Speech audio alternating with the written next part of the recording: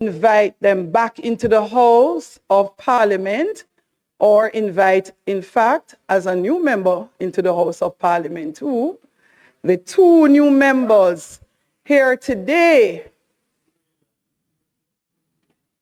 Madam Clerk.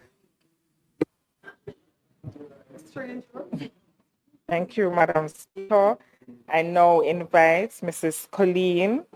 Marissa Colleen Dalrymple Philibert. My name.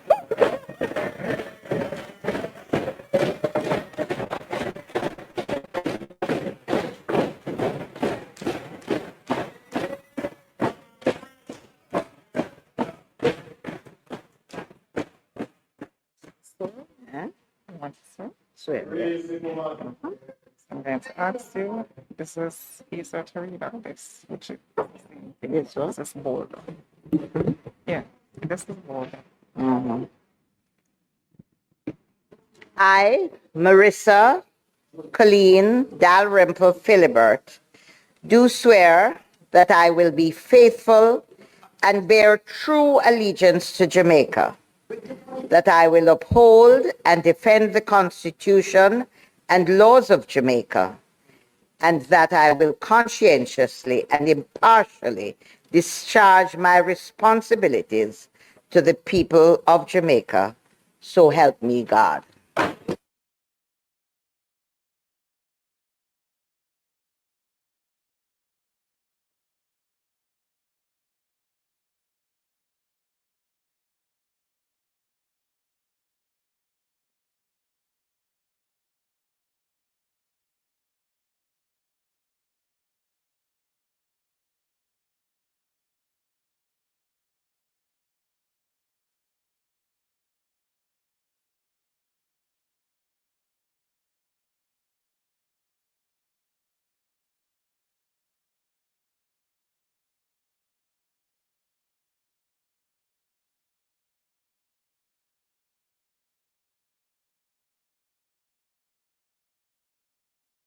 I follow the standing orders doggedly.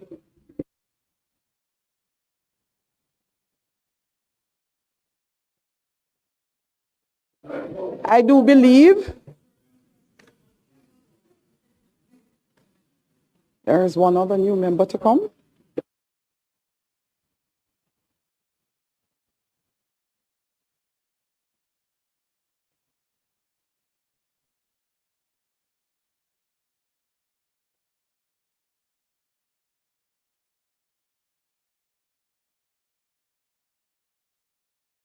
Next.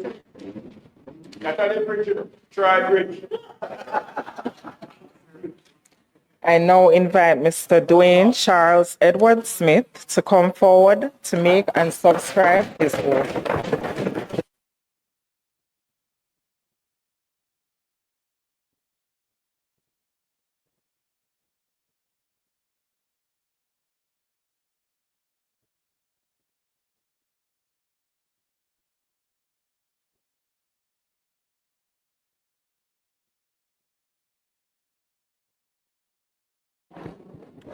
I, Dwayne Charles Edward Smith, I, Dwayne Charles Edward Smith, do swear that I will be faithful and bear true allegiance to Jamaica, that I will uphold and defend the Constitution and laws of Jamaica, and I will conscientiously and impartially discharge my responsibilities to the people of Jamaica.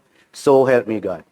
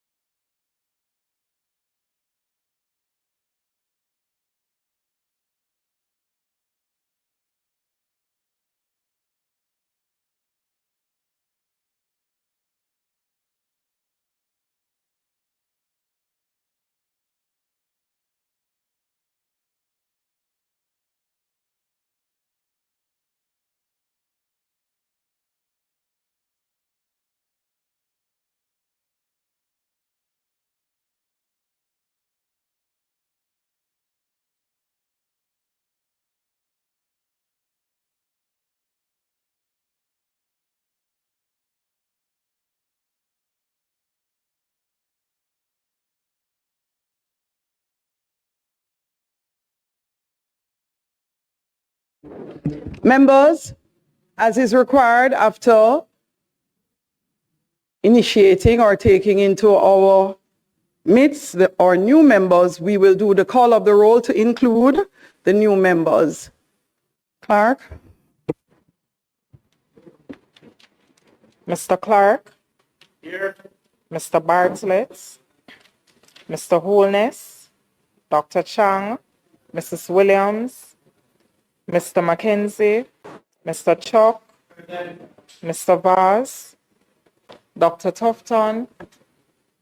Mrs. Malahoo Fort. Mr. Green. Mr. Charles Jr. Mr. Samuda Matthew. Miss Grange. Mr. Morgan. Mrs. Cuthbert Flynn. Mr. Main. Mr. Davis. Mr. Terry Long. Mr. Hutchinson. Mr. Witter. Dr. Dunn. Mr. Brown. Dr. Brownberg. Dr. Charles. Mr. Chin. Mr. Cousins. Miss Crawford. Miss Daly. Mrs. Philibert. Miss Davis. Mr. Golding. Mr. Graham. Dr. Guy. Miss Hamilton. Miss Hannah. Mr. Enriquez. Mr. Henry. Mr. Hilton. Mr. Jackson. Mr. Lawrence. Miss Lee. Mr. Miller. Mr. Montague. Miss Morrison. Mrs. Nita Garvey. Mr. Paulwell. Mr. Phillips. Dr. Phillips. Mr. Robertson. Mr. Robinson. Mr. Carl Samuda. Mr. Shaw. Mr. Siblis. Mr. Slowly. Mr. Smith. Mrs. Vaz. Mr. Warmington. Dr. Wheatley. Mr. Williams. Mr. Wilson. And Mr. Wright. Thank you, Madam Speaker. House Leader, I know. Go. I'd like to join you in welcoming members to this honorable house for the sitting today. And particularly, I'd like to, on behalf of all the members of the house, to welcome back Marissa Colleen Dalrymple Philibert, who has graced this chamber with her presence for a number of years before, and has distinguished herself not only as a parliamentarian, but also a Speaker of the House. And certainly, we are anticipating a very powerful and strong tenure as she replaces her position from the wonderful constituency of Southern Trelawney. Madam Speaker, I'd also like to welcome who is perhaps one of my other sons, Dwayne Edward Smith. And Dwayne is a stock that has antecedents in this house.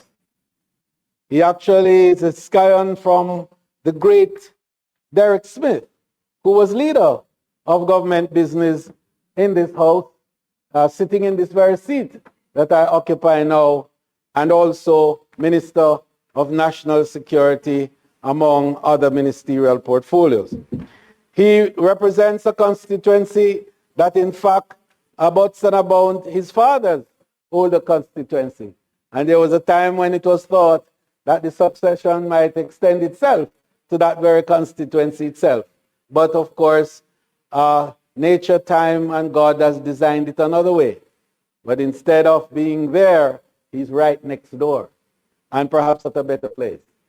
But we want to welcome him very specially now, and to wish for Dwayne a very successful tenure as Member of Parliament for the great St. Andrew Northwestern. Madam Speaker, I'd like to also welcome the students from the school in your constituency and the teachers who are here, along with the other members of the gallery who no doubt represent other constituencies. Perhaps some of the speakers in the debate that will ensue may have representation in that group. So we want to welcome you all, and we look forward to a very productive session today, and as usual, a live and very active and buoyant democracy as displayed in this House on Tuesdays for the last umpteen years. Madam Speaker, today's session will we'll begin with a statement by Minister. One statement today. The member from St. James West Central and Minister of Legal Affairs will make a statement, and then the agenda will follow pari passu. May it please you, Madam Speaker. Thank you, House Leader. Members, please make welcome to her feet the Minister of Legal and Constitutional Affairs, who will make her statement by Minister. Members not listening at all. Minister. Thank you, Madam Speaker. Madam Speaker, the copy of the statement will be provided to ministers shortly thereafter. Members of the opposition in particular, the minister has asked leave to allow her to commence her statement by minister, indicating that copies will be provided to us shortly, I presume within the next 5 or so minutes. Go ahead, Minister. Thank you. Thank you, Madam Speaker. Madam Speaker, I rise to once again honor the commitment I made to provide periodic updates to this honorable House and to the people of Jamaica on the status of the work to reform the Constitution of Jamaica. I indicated in my last ministerial statement here on September 24, after my sectoral debate presentation on June 11, that in accordance with the approval granted by the Cabinet, drafting instructions were issued to the Office of the Parliamentary Counsel on June 24, 2024. The Chief Parliamentary Counsel, who has personal conduct of the matter, up to the time of that last statement, had dispatched 2 bills to the Ministry of Legal and Constitutional Affairs on July 22, 2024. One is in respect of the amendment of the Constitution to, among other things, effect its patriation and Jamaicanization, as well as the establishment of Jamaica as a republic. The other is to provide for the votes of electors to be taken with respect to those amendments that are required to be submitted to electors pursuant to Section 49(3) of the Constitution, commonly known as a referendum. That bill is a Referendum Bill 2024. Since then, Madam Speaker, 6 revised drafts of the Constitution Amendment, Republic of Jamaica Bill were dispatched by the CPC on August 27, September 16, November 13, November 22, November 29, and December 2, 2024, following further drafting instructions after reviews by the Drafting Strategy Subcommittee of the Constitutional Reform Committee, as well as the internal ministry team, plus the learned Attorney General. Madam Speaker, I am pleased to inform this Honorable House and the people of Jamaica that review of the bill to amend the Constitution is far advanced.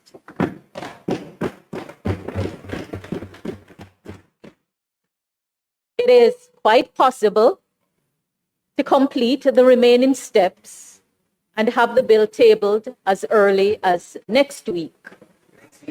As early as next week, before the Christmas break.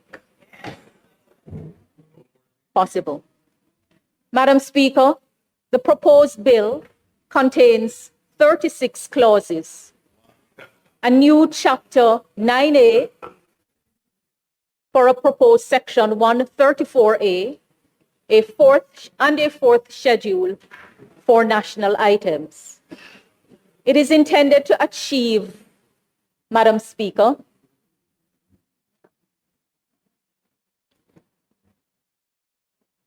the bill is intended to achieve national goals about which there is no dispute on either side of the parliamentary aisles or within the political parties, to the best of my knowledge. When passed into law, the bill will allow for the Constitution of Jamaica to be put in proper form as the supreme law of the land. It is worth reminding everyone that although drafted in Jamaica and debated in the Jamaican legislature, the Constitution came into effect through an imperial order in council as a schedule to it. And we know that form of subsidiary legislation is inappropriate for a supreme law.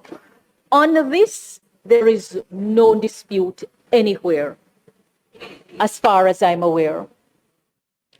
When passed into law, the bill will also abolish the constitutional monarchy and replace the hereditary monarch of England with a Jamaican president as Jamaica's formal head of state, thereby transitioning Jamaica to a republic. There is no dispute anywhere, to the best of my knowledge, about the attainment of this national goal. Madam Speaker, the bill goes further. It will entrench the Electoral Commission of Jamaica in the Constitution, thereby giving it a permanent place in our laws. Again, there is no dispute anywhere, to the best of my knowledge, about the attainment of this national goal. Madam Speaker, further, the bill proposes the incorporation in the Constitution for treatment of national items, including national symbols and emblems, the national anthem, the national pledge, the national flag, the national prayer, the national song, among other things. This is an aspiration of the people of Jamaica for a long time. And to the best of my knowledge, there is no dispute anywhere about taking steps to achieve this goal. Additionally, the bill proposes to strengthen the alteration mechanism of the Constitution to enable more efficient use of legislative time and greater ease in achieving other agreed reform goals without compromising the guardrails. Madam Speaker, administration after administration has lamented the tight belt that is around the Constitution and the deliberate slow pace at which constitutional reform moves. When passed into law, the bill will enable greater ease of reform going forward. It will also provide clarity on citizenship, acquisition, renunciation, disqualification, among other things. It will also clarify the qualification and disqualification for membership in the House, qualification to or for, and disqualification from membership in the Houses of Parliament, and the appointment of additional senators independently of the political parties represented in the House of Representatives after a general election. Madam Speaker, this phased reform of the Constitution is taking place in a very challenging context. It is agreed and admitted, but you never get a chance to wish away your context. You have to understand the challenges and turn those challenges into opportunities. Madam Speaker, Section 49 of the Constitution prescribes the manner in which the Constitution is to be altered. By way of reminder, a bill for an act of Parliament seeking to alter the provisions that we are seeking to alter in this phase of the reform work must be tabled in the House of Representatives, and a period of 3 months must elapse between the introduction of the bill in the House and the commencement of the first debate on the whole text of the bill in the House. A further 3 months must elapse between the conclusion of the debate and the passing of the bill by the House. The bill must be passed in each House by the votes of not less than 2/3 of all members of the House. And thereafter, the bill must be submitted to the electors qualified to vote for the election of members of the House of Representatives, not less than 2 nor more than 6 months after its passage through both houses. And it must be approved by the majority of the electors voting. We have not had a referendum in independent Jamaica. And there are talks all over of the challenges that the holding of a referendum pose. But there is no escaping the approval of the people in order to make the changes to achieve the agreed national goals. Madam Speaker, where we are in the life of this Parliament, and having regard to the constitutional timelines, the work will not be complete in this Parliament. But in its wisdom, the Constitution allows for the work to be done over the life of more than one Parliament.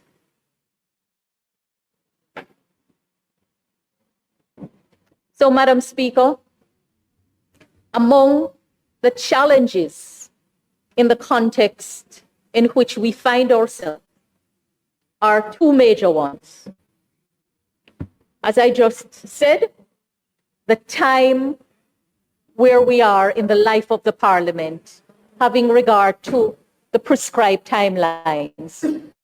And the other, Madam Speaker, is the importance of cooperation from the parliamentary opposition.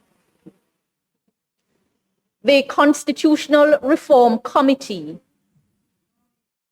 providing expert advice and guidance to the government and the people, comprises representatives from both houses on both sides of the aisles, as well as representatives from the public.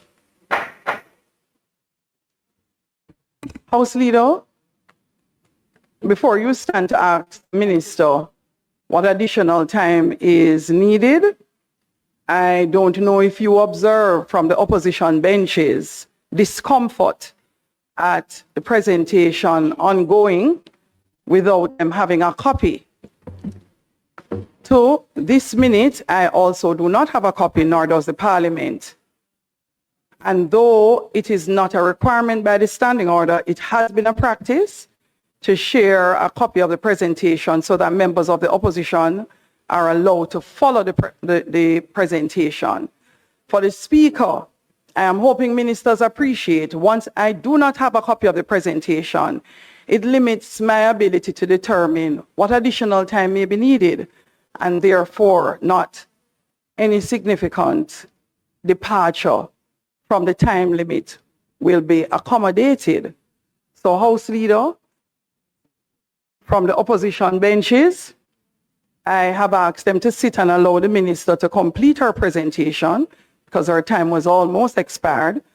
And in keeping with good practice going forward, I'd ask you not to ask the members for significant length of time because we are going to have to become a very disciplined house as we go forward.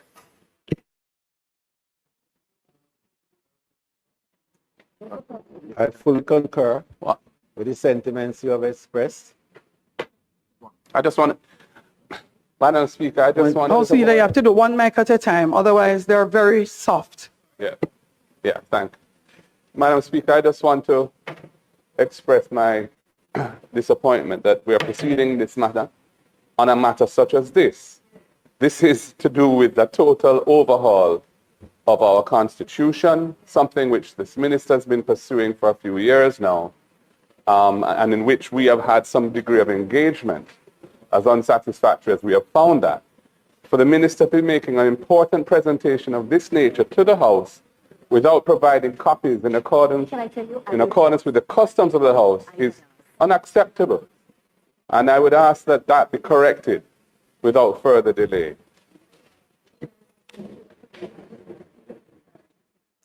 Madam Speaker. Minister, turn your mic off, please. Thank you. Madam Speaker, the Leader of the Opposition point is taken. We made the arrangements for the soft copy to be provided and for a printing of this soft copy to happen while the member was speaking, and Parliament gave permission, so to speak, for her to start the speaking. And Madam Speaker, this is unprecedented, and it is not, and I agree with you, it's not a practice that we offer any comfort to. The Leader of the Opposition has made the point, and the member may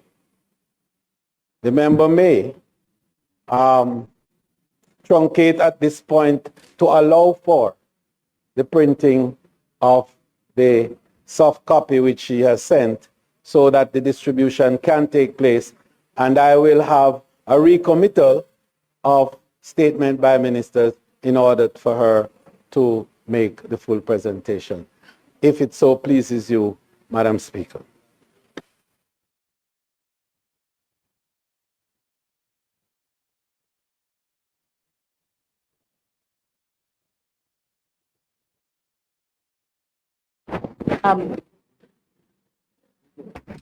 Minister, were you able to forward a soft copy to the Parliament? Yes, Madam Speaker, let me just to indicate that it was not my intention to commence the statement without making a copy available to both sides. It was not my intention. And in fact, I had asked that the item be recommitted to enable the transition of the statement to the opposition ahead of my commencing. Yes. So, Madam Speaker, I Minister, crave your leave. I will pause and ensure that the would you give us statement- an idea of how much longer your presentation is? About 10 minutes or less. All right. But, Madam Speaker, I will pause and allow the statement to be House transmitted. Leader has indicated that he would prefer to have a recommittal. Yes. And we will be happy to Yes. That is exactly what I had operate asked. in good order in keeping with It's not that out of order. directive. Not out of order. Thanks, Minister. Announcements? Laid on the table of the House are the following. Annual reports of the Jamaica Intellectual Property Office for the financial year 2016-2017. Annual reports of Jamaica Vacations Limited for the financial years 2020 to 2021 and 2021 to 2022. Auditor General's Department Performance Audit Report, Resource Management and Governance of the Office of Disaster Preparedness and Emergency Management. Under the Law Reform Zones of Special Operations, Special Security and Community Development Measures Act of 2017, the Law Reform Zones of Special Operations, Special Security and Community Development Measures, Extension of Period of Operation Number 2, Orders 2024 and their respective resolutions in respect of 1. The Greenwich Town Zone, 2. The Parade Garden Zone, 3. The Savannah Lamar Zone, 4. The Augustown Zone, 5. The Mount Salem Community and Environs in the Parish of St. James Zone, 6. The Denham Town Community Zone, and 7. The Norwood Community in the Parish of St. James Zone. Finally, Ministry Papers numbered 83 to 89 of 2024, entitled The Law Reform Zones of Special Operations, Special Security and Community Development Measures, Social Intervention Updates for June 26, 2024 to November 28, 2024, dated November 28, 2024, in respect of 1. The Greenwich Town Zone, 2. The Parade Garden Zone, 3. The Savannah Lamar Community Zone, 4. The Augustown Community Zone, 5. The Mount Salem Community Zone, 6. The Denham Town Community Zone, and 7. The Norwood Community Zone, respectively. Thank you, Madam Speaker. Bills brought from the Senate. Clerk. Following is a message from the President of the Senate to the Honorable House of Representatives. I have the honor to advise the Honorable House of Representatives that on the 29th day of November 2024, a bill entitled An Act to Amend the Maintenance Act and to Provide for Connected Matters was passed in the Senate with one amendment. The Honorable Thomas Tavares Finson, President of the Senate. And the amendment is as follows. In the words of enactment, delete the words, the King's Most Excellent Majesty, and substitute, therefore, the words, the Parliament of Jamaica.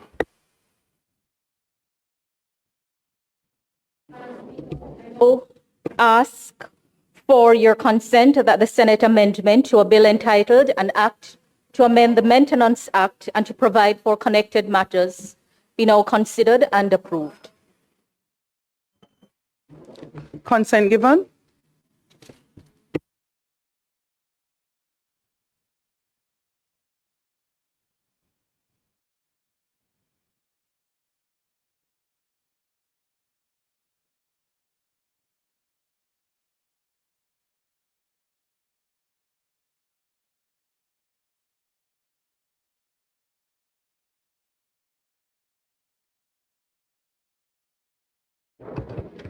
House Leader.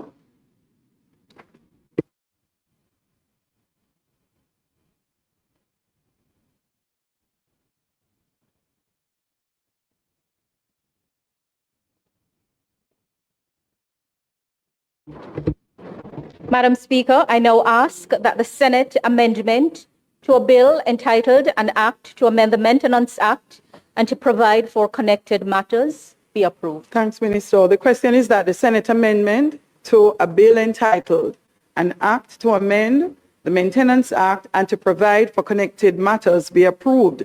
Those in favor? Those against? The ayes have it. Minister, turn your mic off, please.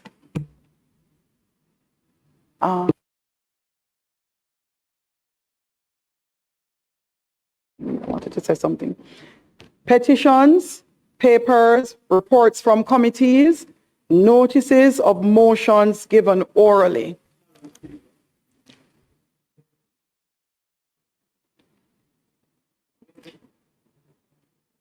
Member Warmington, the member from Southwest St. Catherine. Let me just turn on your mic to hear under what section you have taken to your feet. Madam Speaker, as relates to private members' motion and Standing Order 23, on October 29th, when I laid those motions, I asked the House to observe Standing Order 22 and 23. I'm asking, Madam Speaker, that we observe 23, if it can be today as early as possible, particularly as it relates to item 30, 31, 32, and 34. Those in particular, Madam Speaker. It says, as it relates to private members' motion, it shall not be taken not less than 6 days after it is published, and not more than 21 days after it's published. These were published on October 29th. And I ask and beg the indulgence of the House that we do deal with these as expeditiously as possible, as is listed in item Standard 23, particularly, as I said before, 30, 31, 32, and 34. Member from St. Catherine Southwest, thank you very much for your intervention. So noted. We will continue with the order of business for today. Minister of National Security, Deputy Prime Minister. Next meeting of the House, I will move that the Honorable House of Representatives approve the following resolution under the Law Reform Zones of Special Operations, Special Security and Community Development Measures Act 2017. The Law Reform Zones of Special Operations, Special Security and Community Development Measures, the Mount Salem Community and Environment in the Parish of St. James, the Savlamar Zone, the Denham Town Community Zone in the Parish of Kingston in the corporate area, the Nord Community in the Parish of St. James, the August Town Zone, the Parish of St. Andrew, the Parade Garden Zone extension of operation in the corporate area, the Greenwich Town Zone extension of period of operation number 2, Order 2024 resolution, which are all laid on the table of the House of Representatives on the 3rd day of December 2024. Madam Speaker, I further beg to give notice that at a later stage today, I will move for the suspension of the standing orders to enable me to take these motions. Thank you, Madam.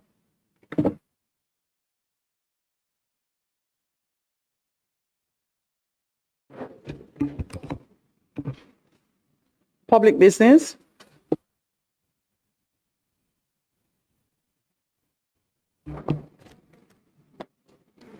Sorry, I don't think we have anything more under there. Questions, answers to questions. Motions that may be made at the commencement of public business requiring notice. Motions relating to the sitting of the House. Motions for leave to introduce bills. Presentation of bills without leave of the House first obtained. House Leader, I'm going to allow the member who sits in the seat as Leader of Opposition Business to speak, and then you will stand for public business. I, on my agenda, have no items at the listing as I call them. Yes, but Madam Speaker, there are some outstanding questions. And while we acknowledge the birthday of the Leader of Government Business, I still want to ask him, what is the timetable for the answering of those questions? Madam Speaker, I believe that there is a question that is in the name of the Leader of the Opposition that was dealt with. And there's one in your name, and there's also one, I think. So there are 3 questions and those questions will be answered, and I can assure you that they will be done before this session is over.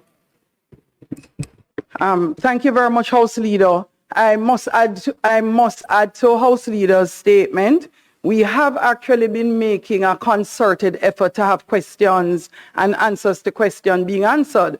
And I must say the record of the Parliament has significantly improved. We will continue to push from an administrative standpoint, ministers, to have questions answered as soon as is possible and in keeping with the standing orders. Thank you very much. Public business.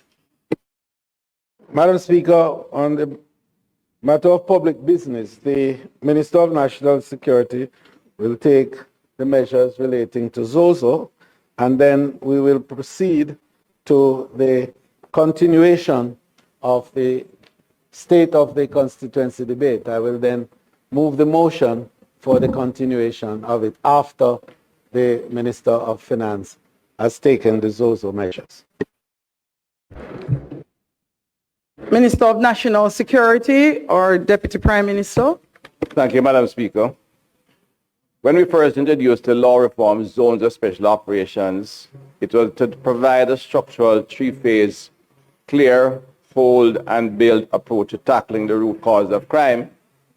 This strategy has proven to be effective in creating safer space for citizens to live, work, and raise their families in specific areas designated as zones of special operation. Within the zones, we have invested heavily in infrastructure rehabilitation, including water systems, sewage, solid waste management, electrification, zinc fence removal, and school rehabilitation as part of infrastructure development. Enterprise development have providing business development training, equipment and supplies, and assistance with business registration and, in fact, entrepreneurial grants across a number of these areas. Construction and rehabilitation of major roadways, parks, and community sports facilities has been part of some of the areas. We are still in the whole phase for a number of the zones. We look forward to expanding the build as well as expand the zones in the coming financial year. Critically, Madam Speaker, is the investment we have made in the human development of the people who reside within these zones. Birth certificates, summer camps, psychosocial counseling, academic enrichment initiatives feature prominently among the suite of benefits that we are providing. Madam Speaker, the work that is being undertaken within the zones reminds us that crime is not just a law enforcement issue. It's deeply rooted in socioeconomic disparities, lack of opportunity, and community decline. It's with this in mind, Madam Speaker, that this administration has remained diligent in investing in the work within the zones and providing opportunities for improvement, both of their physical space as well as their human capacity development, Madam Speaker. The zones of special operations are a transformative tool for peace, stability, and development in Jamaica. Madam Speaker, the government has made significant progress in the 7 zones over the past 6 months. I wish to continue these efforts. Consistent with the requirements on the law reform zones of special operation, special security and community development measures amendment act, we are seeking support for the extension of all 7 zones currently declared as zones of special operation in the communities of Mount Salem, Denham Town, August Town, Greenwich Town, Norwood, Parade Gardens, and Savile Lamar. Acting on the advice of the National Security Council and in accordance with the law reform zones of special operation, special security and community development measures amendment act, and in accordance with the section 5 of the act, which guides the Prime Minister in Council after consultation with the Joint Command, may by order subject to a firm resolution of the House of Representatives extend the period referred to in section 4.3, the Mount Salem, Denham Town, August Town, Greenwich Town, Norwood, Parade Gardens, and Savile Lamar zones of special operations, special security and community development measures to be extended for a further period of 180 days, which will expire on the 23rd of June 2025. Madam Speaker, the zones of special operations is more than just a security initiative. They are a blueprint for rebuilding our communities and a testament to our commitment to a brighter and more prosperous future for all Jamaicans in particular those who are exposed in these critical areas. Madam Speaker, I now seek the affirmation of my colleagues in the House for the extension of the 7 zones mentioned. Opposition Leader. Thank you, Madam Speaker.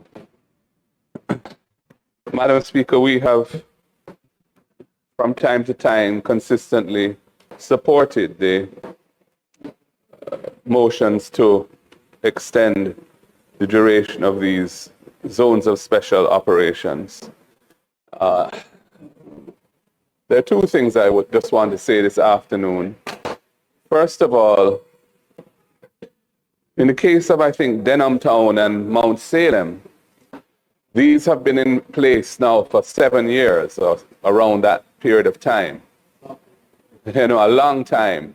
And I really wondered, what is the strategy for these 2 communities to exit being in these zones? Or is it unknown as to how long they will remain in zones of special operations? I don't think when we first learned of the decision to utilize this particular mechanism, it was envisaged that communities would be permanently within a zone of special operations, which by its very name suggests a status which is not the normal status for a community. And indeed, the legal regime of a ZOZO is tailored to afford the security forces enhanced powers around maintaining control and peace and stability in those communities, which necessitates some amount of adjustment to the freedoms of the residents. So I'd like the minister to give us an indication of what would be the timeline or the criteria that would be considered as resulting in a decision to allow communities to exit this status of being zones of special operations.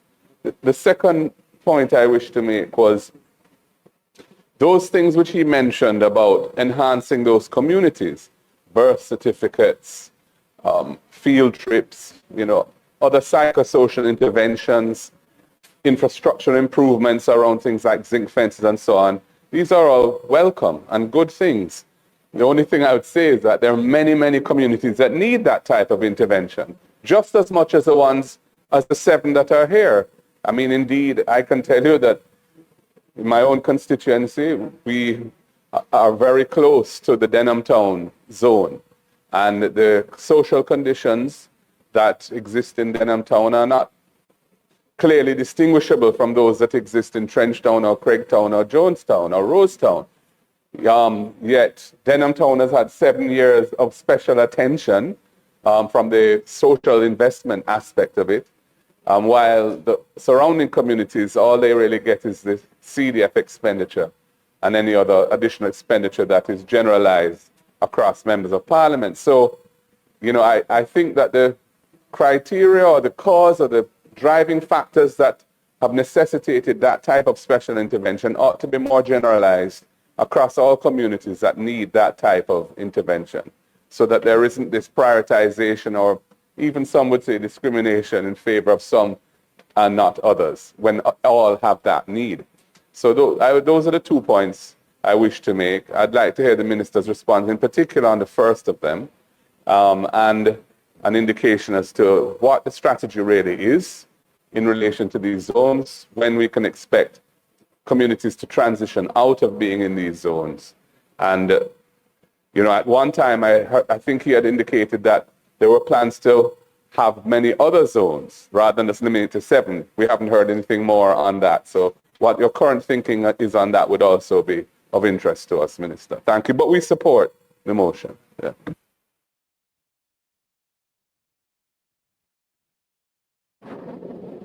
Mr. Speaker, thank you, Mr. Speaker. As the minister comes to answer the question posed by the Leader of Opposition, I just wish for him to add as well the fact that in the discussions that have gone on from time to time, the point has been made that even as we recognize the constraints, the financial constraints in replicating zones of special operation, that there be specific other things that can be undertaken in constituencies that are, by zone recognition and admission, are not dissimilar from some of the conditions that are present in those those communities with zones of special operation that cause that to be triggered in the first place. So, more particularly, there's been the PIOJ had identified 100 other communities, and I'd like to know, as the minister come to answer, whether some of those other 100 communities so identified for socioeconomic conditions are being considered, and where in that process are those communities. Thank you. Madam Speaker, let me thank the colleagues on the opposition for their continued support on the program. To deal with the questions raised, one, that Denham Town and Mount Salem has been in for some time, the very beginning. We have been examining to begin to de-escalate the Mount Salem community. In fact, I don't want to say it's the last time, that's a strong word to use, but we're looking really at the end of that and to pivot into another area. Denham Town has had some challenges, and I completely agree with the ministers, or with the member from South St. Andrew observation. There are several communities around Western Kingston area that have similar social, economic challenges. And some lessons being learned in the Denham Town. The program in terms of clear, hold, and build has not run as smoothly as we have cleared to some extent, and the challenge in the level of violence invested has significantly declined, even extending into the members' constituency. Holding has been going with some challenges, but holding. What is happening is that the build operation has not been going on smoothly. And I want some blocks which we are reviewing how we proceed with these activities, and certainly would like to extend them into other areas we close out in that area. It was always designed to expand them into other areas. As the member hinted from Western St. Andrew, the communities, they are identified by fairly clear empirical objectives, just over 100 what we call vulnerable communities across the island, and in particular in the southeastern belt, St. Catherine and the Carpet area, and into the western belt of St. James and Westmoreland. The idea was to reach these communities. The zones were in fact designed for those who have a high level of violence, and it would appear to be a good model to work with in those areas with high level of violence. But what the member is indicating, some of the activities can be introduced and should be introduced. I think we are looking at the budget, and that's really what it is, because that's the objective, to see that those that have significant level of social challenges have to be expanded, the programs to be expanded. There's a program that preceded that, which we call Inner City Basic Services Program, which could easily, the non-security aspect of it was replicating that program. And we are now looking at how we can reach in some communities beyond that. We have a limited program, which is coming through the schools. There's the G2G, which is government to government, United States USAID, and one emerging from the UK, which we are looking at focusing on schools in challenged communities. Is not to confine the activity to the school, but to use the school as a gateway into the community. Where we find the individuals by the case management, we can then expand backwards into the family and begin to find what those challenges are. And hopefully also integrate that with other community activity. But the focus for those two programs limited to the families that are challenged, because we end up with a single family in a very depressed condition. We can heal that, we can start the process, even before we get to the infrastructure, which is critical and has to be introduced. And so we look forward to that. I am unable to give you a fixed timeline, but with the challenge we have in the area of security and the continued persistent high violence in a number of these areas, we have to find the money. In fact, on my last discussion with the Minister of Finance, preceding Minister of Finance, and I know the President Minister has similar feelings, he said that some money that we cannot afford not to find. So I'm looking forward to the new budget to look at how we can expand it The school program should reach one of your schools, although it's not part of the zonal area. And we're looking at some schools in the other areas in the corporate area. But the zones are a crucial part of our attempt to have intervention in these vulnerable communities. We have to go for determined, united, ensuring that every Jamaican is able to thrive in a safe and supportive environment. There's a recent comment, Mr. Speaker, I realize I've changed that the government has done pretty much everything in terms of policy to improve the security ecosystem by providing infrastructure, additional tools, and continue to invest. But there's one aspect which they're unhappy with, the bipartisanship. I like to say today, the zones of special operation is a role model in bipartisanship. And I think, in my view, this is the way bipartisanship should operate in all areas of government. I'm not dismissing in any way or diminishing the community civic institutions. They have a role to play, and let me emphasize that, an important role in a democracy. But the ultimate place for full national activity and participation in the House of Parliament, where every sitting member represents the country as a whole, as opposed to a sectoral group. I think the zones of special operation provides a good model, and we look forward to can extend that in other areas despite of the upcoming events of this year. We can work together on national issues for a common purpose. Madam Speaker, as we approach the end of the year, 2024, I would like to thank all stakeholders who are involved in the social transformation efforts that are taking place within our vulnerable communities. Let us continue to press forward with purpose and drive towards building a safer and more secure Jamaica. May I seek the House's approval by affirmation of the continuation of the 7 zones mentioned in the resolution.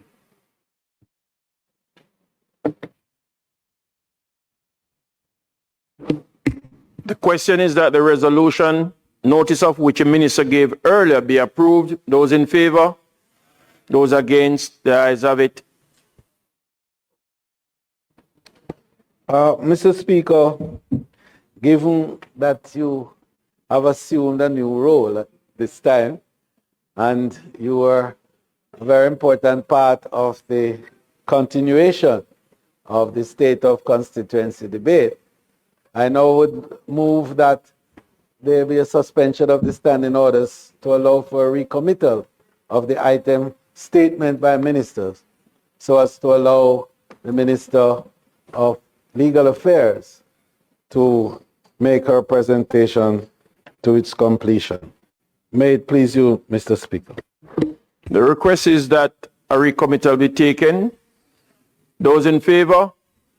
Those against? The ayes have it.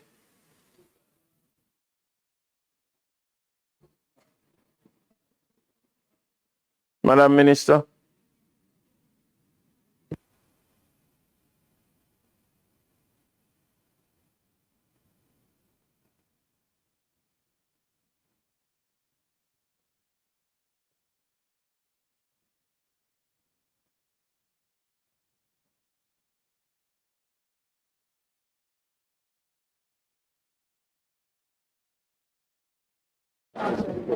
Thank you, Mr. Speaker. Before I paused, I was speaking to the context in which this important constitutional reform work is happening.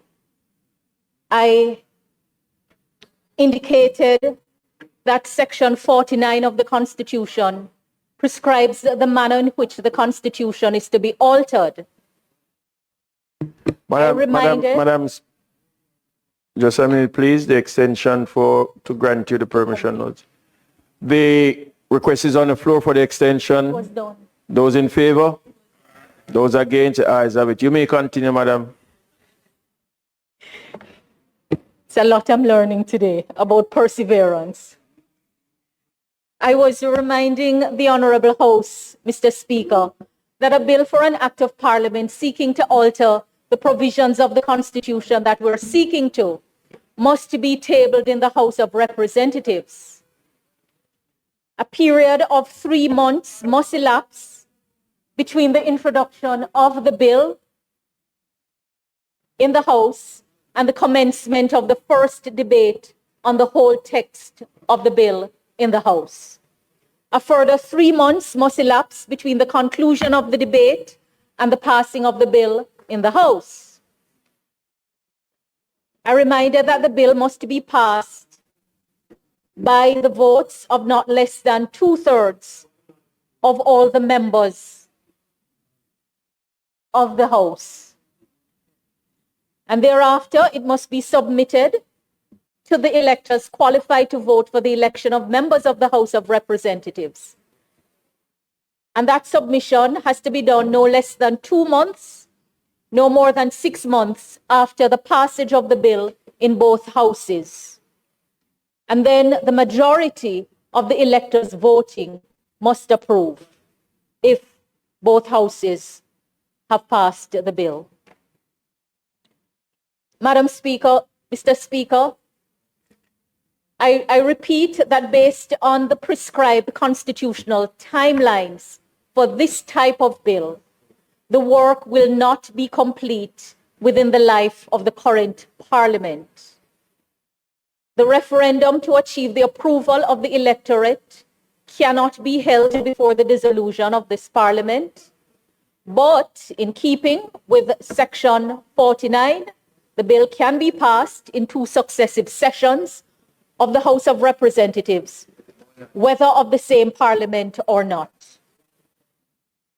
It is my hope that the bill seeking to give effect to the changes being pursued can be tabled, debated, and passed in the life of the current Parliament, and that the referendum be held during the next Parliament.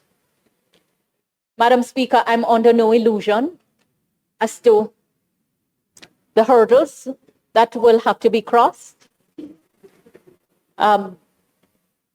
We only have an outer life for the life of the Parliament, and so elections, the Parliament can be dissolved sooner. But if it is not dissolved sooner, it will require cooperation between the opposition and the government on this matter.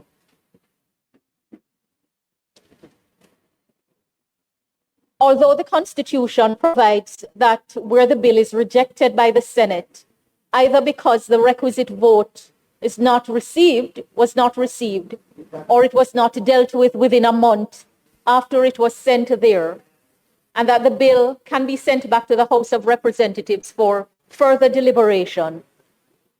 Madam Speaker, for that part to be achieved, it would take us into the next Parliament. And so I'm happy that the leader of the parliamentary opposition is still in the House, and the member of the parliamentary opposition from the House who sits on the Constitutional Reform Committee is also here. Through you, Madam Speaker, I would say to the leader of the parliamentary opposition that I don't believe member was able to provide an update to you on where we are because of absence from the last set of meetings. I did, however, communicate to the member the intention to proceed with the work to have the bill tabled in Parliament. It is my hope that dialogue will take place between the two sides, because I know that there is no disagreement on the goals being pursued. In order to achieve the other goals, the proposed alteration to Section 49 will make that work much easier.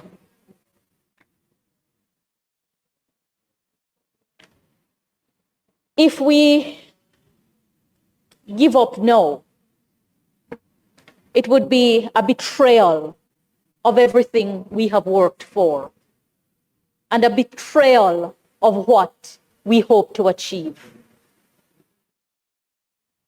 We must persevere.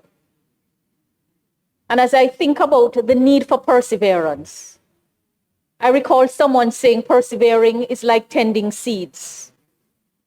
You do not see the results right away, but if you keep tending the seeds, keep nurturing, keep watering, eventually you will have a garden full of abundance. So if we keep at it, eventually we will achieve all the reform goals that we desire to achieve. But we can only get there if we keep at it and if we are prepared to take the steps one by one. Making progress on the goals for independent Jamaica has been slow on many legs of the journey.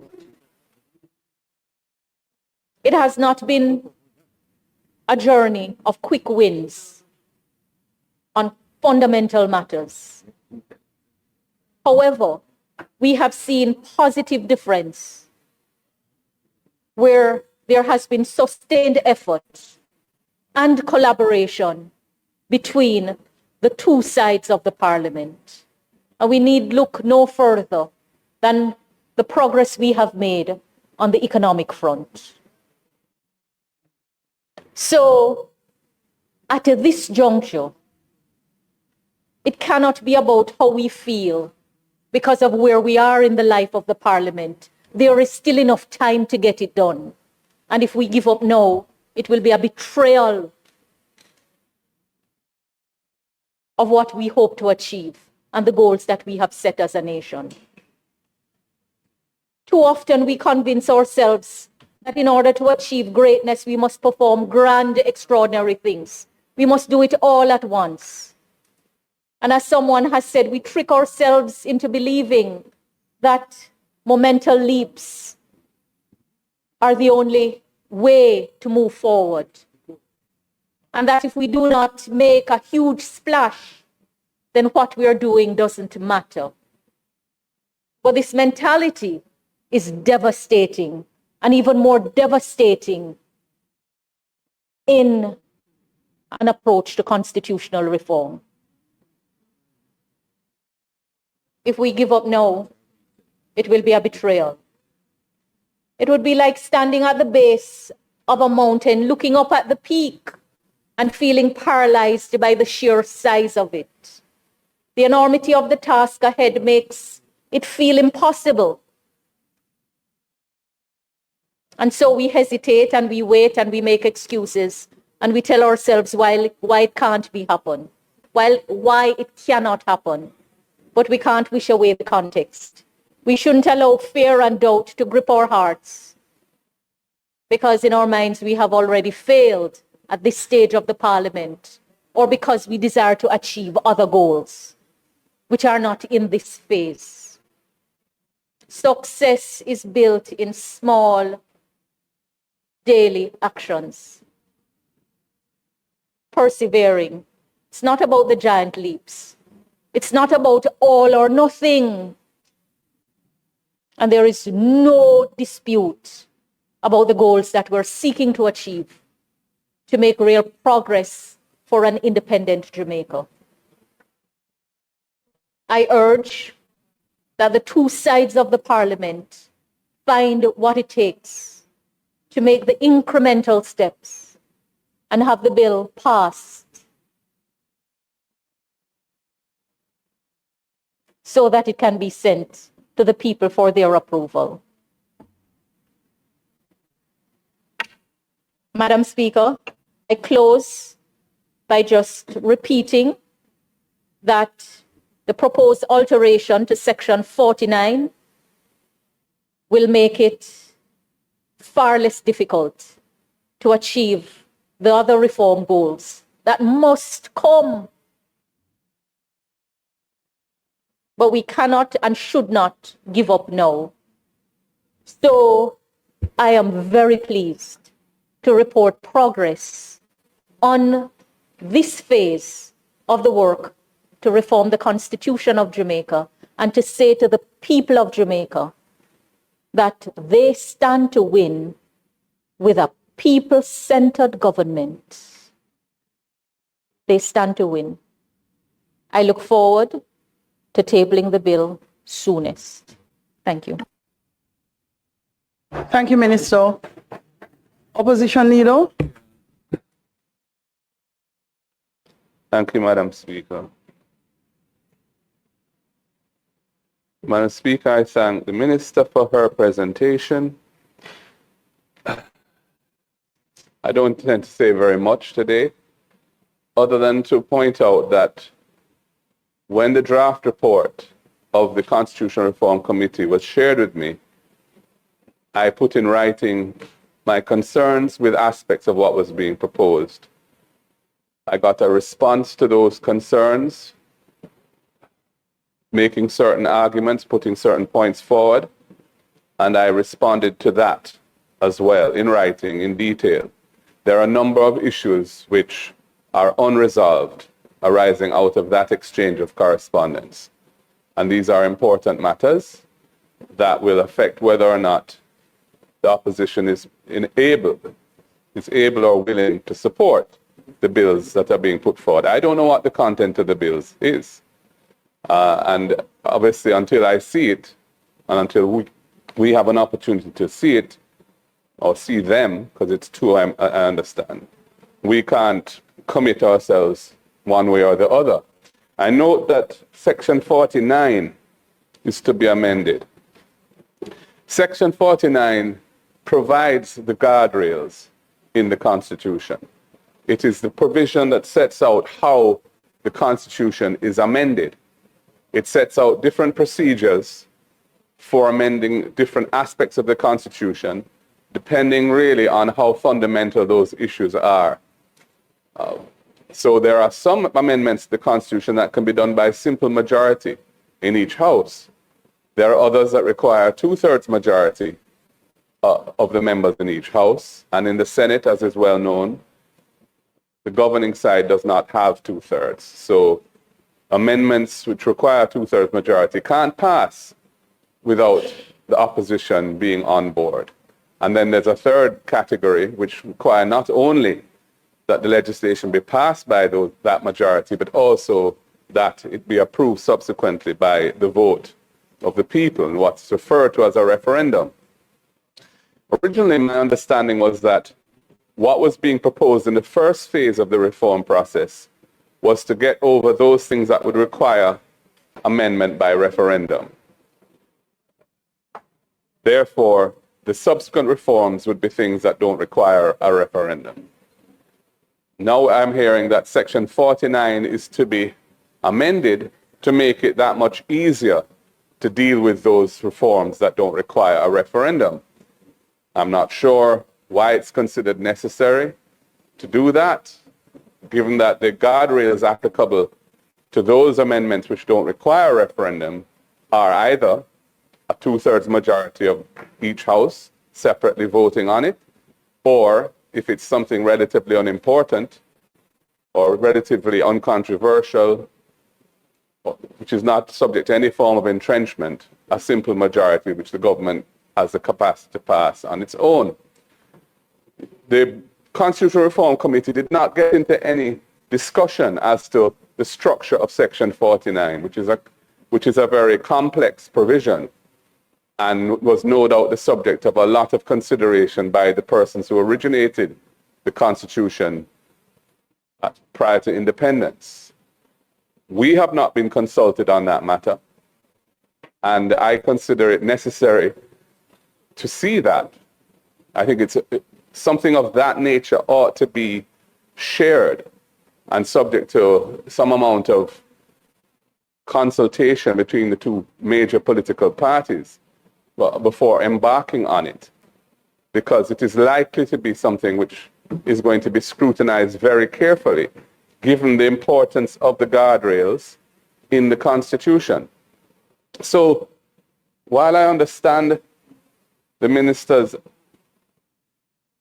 anxiety and the desire to move forward as expeditiously as possible, I would ask her to bear in mind that this is a situation where one hand simply cannot clap.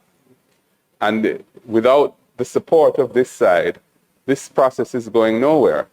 And we have put on the table issues of real concern, and unless those are addressed, our support is not guaranteed. And I have not heard anything it's probably more than 6 months. I can't even remember when the report was, I think, finalized around March, April. We're now in December.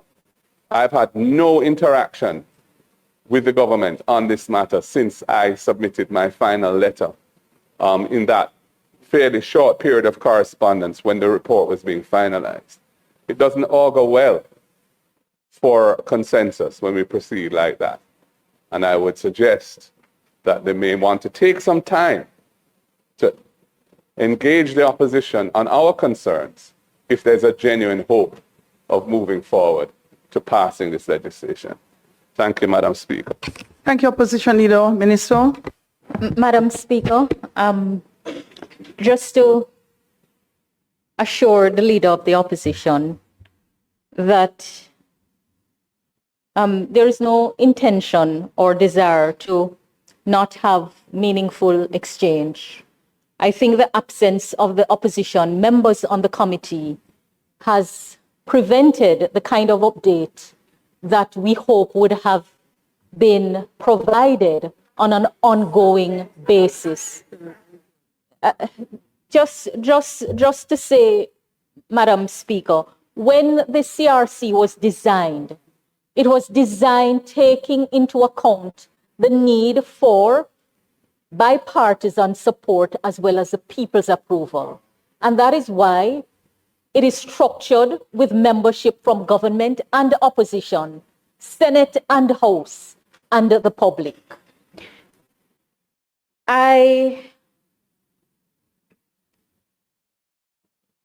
Madam Speaker, the committee, working in the committee has been extremely frustrating at times because on many occasions members expressed the view that it was clear that efforts were being made to derail the work and preventing real progress from being made. If the mechanism places the opposition at the table where every issue is being discussed with candor, openness, and detail, where no view is shut down, where we have deliberated and never disagreed disrespectfully. You know, at some stage, the responsibility for the lack of update has to be owned because the mechanism was there. Yeah. I want to thank the Leader of the Opposition for the comments he sent. They were considered, the responses came. Some of his suggestions were taken on board and would be reflected in the updated recommendation. I think there are two issues that I understand are of concern: the issue of impeachment and the issue of the final court, coming down to it. All right, the issue of the mechanism for appointing the president has been reviewed, and we took into account suggestion made by former Prime Ministers Pattison and Golding, as well as other comments. And that revised mechanism takes into account the fact that we are not moving to an executive presidential system. There is a two-stage process of nomination and confirmation, and you will see what has been put forward from the recommendation. We have had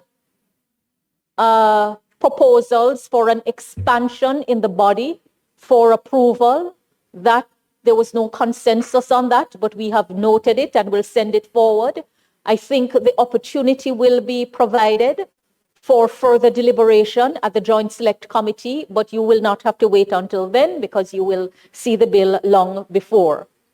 Just to go to the issue of the proposed amendment to Section 49. Section 49 is a deeply entrenched section and therefore can only be changed with the approval of the people and the holding of a referendum. There is no intention to weaken the guardrails, absolutely none. In fact, the proposed amendment strengthen the guardrail because the proposal includes tabling of a bill to amend the Constitution in the House of Representatives in respect of the ordinary provisions, a delay period of 14 days between the tabling and the commencement on the debate, and another 14 days between the conclusion of the debate and the passing. That is improvement. Not weakening. There is no proposal to change the vote that is required in respect of any category of provision. So there is no fear that a 2/3 majority will be changed in any way. There is proposal in respect of efficient use of the parliamentary time and also to make correction of cross-references easier. It really shouldn't require going to a referendum to alter a cross-reference or to delete a section of the Constitution that has been repealed. And the proposal is to make it easier to add provisions to the entrenched sections, not to take away. Minister, opposition is asking to ask an additional question. Yes. The statement by I would Minister, ask you I to didn't allow expect it. to become a debate. And I know you would ask me to allow it. However, there are 3 members of parliament seated here with persons who have visited the parliament and have been waiting for an extended period to hear their state of the constituency debate. So I'm going to ask both sides to very quickly wrap up. Leader of opposition business. Madam Speaker, just a simple question. Would the minister agree that all previous substantial changes to the Constitution came about from consultation and approval from the opposition before tabling of the bill in Parliament? And would the minister not see that as a better course than as you're proposing to table a bill that we haven't seen before tabling? Is that really the wise course to take, Minister? This is how I will answer. I am mindful of the constitutional arrangement, and it is and has always been the approach of the government to provide a mechanism for consultation and bipartisan work. But you would appreciate that you can't delegate the responsibility of government. You have to get on with the work. And so, the lack of update to the leader of the opposition has to be owned by the opposition members on the committee. But my short answer is I will always take the better approach. And you can be assured that the bill will be viewed. The next meeting of the CRC is set for tomorrow, and notice was given more than a week ago. So I hope that the members will be present and that the mechanism will allow for the information to be transmitted and then other steps be taken to have the cross-aisle conversation. Thank you, Minister. Leader of government business, would you be so kind to stand and Madam Speaker, I beg to move that the continuation of the state of the constituency debate be now ensued, and the speakers today will be the member from St. James Central and Deputy Speaker of the House, Mr. Heroy Clark, and he'll be followed by the member from St. Andrew Western, Mr. Anthony Hilton, and the member from St. Elizabeth Northeast, Mr. Delroy Slowly, in that order. May it please you, Madam Speaker. Thank you, House Leader. Members in the House, today is House Leader's birthday. It is remiss of me to have had such a busy schedule today that we forgot to give him a round of applause on the decks. You know what we do, we bang the decks very, very hard today. I can't hear you.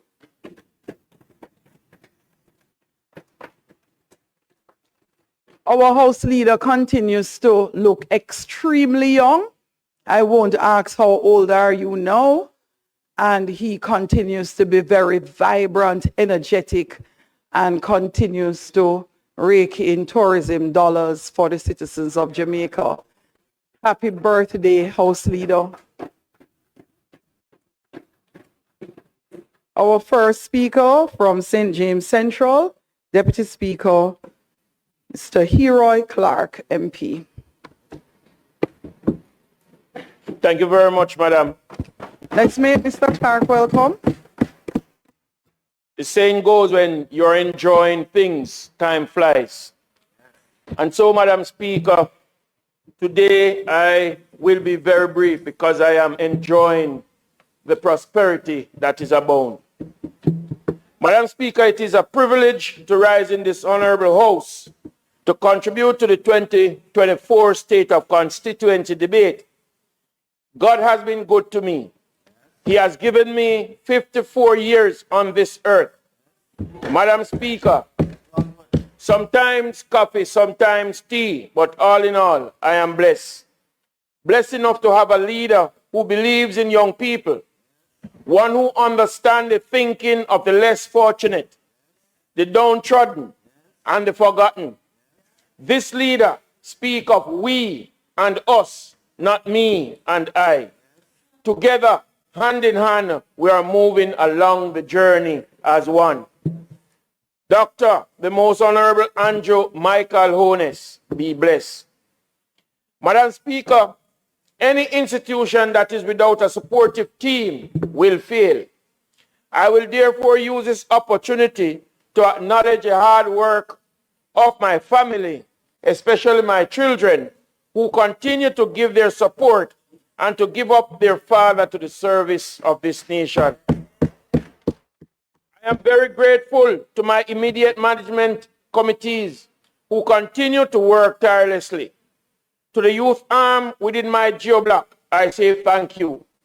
To the one who continues to contribute financially and any other way to the constituency, a huge heartfelt thank you. Social media personnel who continues to keep the fire blazing, those abroad and at home. A very special thank you to my churches led by some of the most astute men of God. I salute you. Please continue to pray as the journey continues. To my supportive voters and every single worker, I salute you. St. James Central would not have been the same without you. Madam Speaker, it was a Herculean moment in 2010. 3 wise men who worked in the East but came from the West founded St. James Central. On one of their journey, Dr. Honorable Horace Chang, Minister, the Honorable Edmund Bartlett, and then Minister Clive Mullins. I respectfully thank you 3 for all the work you did and giving up a division each to the birth of the constituency of St. James Central. Madam Speaker, education. Madam Speaker, we believe heavily in education, and therefore we have invested heavily in this vehicle every year. For the budgeted year 24-25, we have invested over $8,500,000 through my CDF and sponsorship from well-wishers. For our back-to-school treat in August, over 3,000 children benefited from my constituency. Madam Speaker, because St. James Central is the oasis in the West, we continue to share with our neighboring constituency from Westmoreland and Hanover alike. They also receive backpacks, books, and other school supply because they will turn up at the treat and we are unable to turn them back. For students attending high schools, they benefit by receiving a minimum of 3 textbooks per student. Over 200 students benefited this year.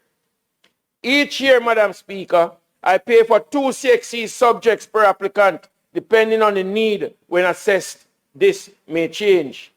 This year have a different feeling, as adults were coming in just the same, asking for assistance to pay for their CSEC subjects. It tells us, Madam Speaker, that education is on the rise. No longer will these as adults satisfy themselves with minimum wage, and hence they are uplifting themselves and moving on with prosperity with the Jamaica Labour Party. Our tertiary students receive grants toward their tuition. To date, 230 students benefited from this initiative. I must extend a great appreciation to the government of Jamaica for an additional $3 million toward tertiary grants, which would have provided an opportunity for an extra 30 additional students, to which we could not have afforded. That's right. With some assistance from the Chase Fund, Madam Speaker, we got a much needed infant department to the Farm Primary School in Green Pond. The primary school in Salt Spring have been recently renovated through JSIF. This entity, through its visionary leadership, continued to transform Salt Spring from what it used to be to a place where we are now able to live in peace and comfort. Thanks to the visionary thinking of our Minister of National Security, who understands what happens in the inner city. Madam Speaker, we still have work to do in this community. We have been conducting stakeholders meetings. We have been receiving help through the churches, the police, political representatives, agencies, and citizens alike, as we all believe in Salt Spring. Madam Speaker, 80 pieces of smartboard have been acquired for this year, because last year, as you remember, I did make presentation that we had issued over 53 smartboard. We have acquired another 80. Madam Speaker, this was not funded by the government coffers, but from the support within the diaspora. Through you, Madam Speaker, I am now serving notice to the Minister of Education and Youth, the Dr. Honorable Dana Morris Dixon, and the Minister of Finance, Honorable Favour Williams, that I will be seeking their support to offset the custom duties. Madam Speaker, Project STAR is a project. This is a joint initiative between PSOJ and the JCF. And from this initiative, we have 2 cohorts of job readiness training conducted. From this training, Madam Speaker, 35 trainees have been placed in employment. The first cohort of at-risk youth trained, and they are outfitted with goods and equipment for their business to start up. Madam Speaker, to come under the same project, Salt Spring One-Day Football League scheduled for Sunday, December 8, 2024 at the Salt Spring Community Grounds. This event, Madam Speaker, is designed to foster unity and camaraderie through the love of football. It is an opportunity for our community to come together in a spirit of sportsmanship and mutual support, underscoring the importance of physical activity and teamwork. Such activities, Madam Speaker, have proven to be effective in fostering collaboration, promoting healthy lifestyle, and nurturing positive relationships within the community. Madam Speaker, to come, Salt Spring Senior Citizen Christmas Street on Wednesday, December 18, 2024, where we will be hosting the senior citizens and treating them just as they deserve. This event will celebrate and honor the individual contribution of our resident just the same. To come, Madam Speaker, the Community Development Transformational Plan, Project STAR, as a part of the Project STAR ongoing commitment to the development of Salt Spring. Upon our official entry into the community, Project STAR has been working with members of the community to work on a development of the community transforming action plan. Social welfare. Madam Speaker, birth certificates have been acquired for almost 40 residents and supporting provided for other civil documents. 40 residents were screened for training in micro-entrepreneurship at the Heart Level 2.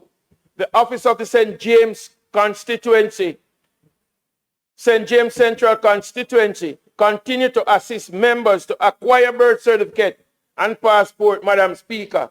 As you understand, this constituency is from the inner city, and so many of these documents well-needed documents are not ready at hand for some, and so we take it on as part of our duty to assist them as best as possible.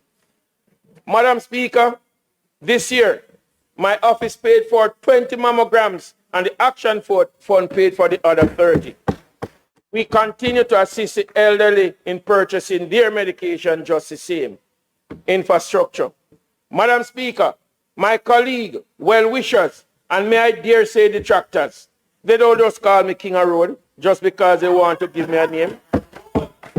Madam Speaker, anyone who knows my era well will agree with me willingly or reluctantly that since being the victor in 2016, St. James Central have seen massive infrastructural transformation in the road network. Madam Speaker, roads have been made into carpet that have never seen Baba Green in 60 years. For this year, the following road for improvement are Rose Heights, most of the interior roads. Salt Spring, most of the interior roads are being fixed for the very first time. Madam Speaker, I will be the first to say all is not completed. There are many roads that we intend to fix. Roads such as Robert Reed Drive, Birch Hill, section of Flower Hill, road in Cornwall Court, Golden Heights, Higgins Road, Cornwall Gardens. Madam Speaker, in my last presentation, I reported that we are far advanced in the discussion with the Tory Eason Foundation to create a mini park on the lands adjacent to Gerard Park. We would have received the no objection letter from the St. James Municipal Corporation to proceed. Today, Madam Speaker, I can proudly announce that the funding has been identified from the Ministry of Tourism under the Spruce Up Pandikana program managed by TPDCO and the Ministry of Economic Growth and Job Creation under the Urban Renewal Program. I am able to begin the construction of the multipurpose court. This represents the first phase of the project in the amount of $6,300,000. To come, the jogging trail, the futsal field, and park benches, and the generation of the beautification of the area. Madam Speaker, as we continue to empower our constituents, we saw the need to construct 4 new stalls for the fuel vendors on the Felicity Road. This again was funded through my allocation under the Spruce Up Pandikana for financial year 23-24. Madam Speaker, while we are doing mega projects simultaneously, we continue to support our small business owner. Our small business owners have also been assisted through grants from my CDF and the Ministry of Labor and Social Security. We, Madam Speaker, bear the task of making space for many of the national edifices within the West. We continue to construct state-of-the-art directional signs for the constituency. Those to come are Capital Heights, Melbourne, and Cornwall Gardens. The Cornwall Regional Hospital is on the last leg to completion thanks to the Ministry of Health led by the astute Minister, Dr. Christopher Tufton. Thank you very much, sir. The Children and Adolescent Hospital is right there too, so it's not just one, it's 2 of them. Madam Speaker, Colonel Primary School had minimal damages which were corrected because due to the passing of Beryl. The Barracks Road Primary School, the roof had some damages and these both were repaired as well. Madam Speaker, water continued to be a sore point for the constituency. Minister Matthew Samuda visited with us and toured all the existing facilities within the constituency that provides water. He saw the situation and have reaffirmed the needed help is on its way. I can now proudly report that whilst it is not where it's all, we have received a water project to the tune of more than $200 million that will see 6 inches water supply main, taking water from quarry pump to the tank at Megitop, and the existing 2-inch main will become the service line to the entire community of Salt Spring and its environs. Madam Speaker, while we are smiling, our hearts are heavy. Heavy, Madam Speaker, because of the number of criminal activity that continue to be perpetrated by just a few. This must stop. We must no longer accept this kind of behavior. Madam Speaker, the constituency of St. James Central said time come. Time come not for what the king's opposition is having a nightmare of, but time come for the senseless killing to stop. Madam Speaker, I dare say that your ascendance to the chair as Speaker of this honorable House has come at a time when fresh and astute thinking is welcome to the sitting of the lower house. I pray that the Almighty will continue to bless you with all that which he has blessed Ruth and Naomi with, an outspoken tongue, a humble heart, yet fearless attitude. To our Prime Minister, Wrapping up. House Leader. The members' time have been expired. I'd like to move that 1 minute. it be extended to allow him to complete his presentation. The House, the question is the member be allowed to complete his presentation. He appears to be on conclusion. Those in favor? Aye. Those against? The ayes have it. I would repeat where you were before. I like that part. thank you very much, Madam Speaker. I will. Madam Speaker, may I dare say that your ascendance to the chair as Speaker of this honorable House has come at a time when fresh and astute thinking is welcome to the sitting of the lower house. I pray that the Almighty will continue to bless you with all that which he has blessed Ruth and Naomi with an outspoken tongue, a humble heart, yet fearless attitude. To our Prime Minister, as God had blessed young Saul, young Samuel, young David and Solomon, I pray he continue to anoint you with the same. Madam Speaker, my leader Banya, in parents Banya, and as such, him not left ya. He is here to stay, and all 48 of us pledge to stay here. With that said,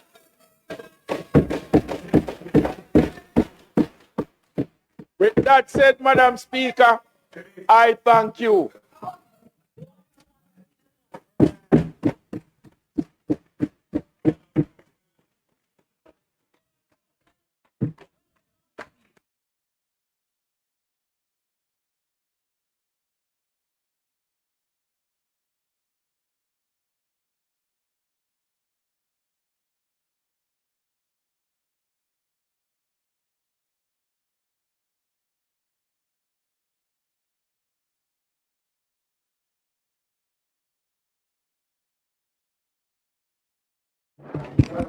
That was beautiful.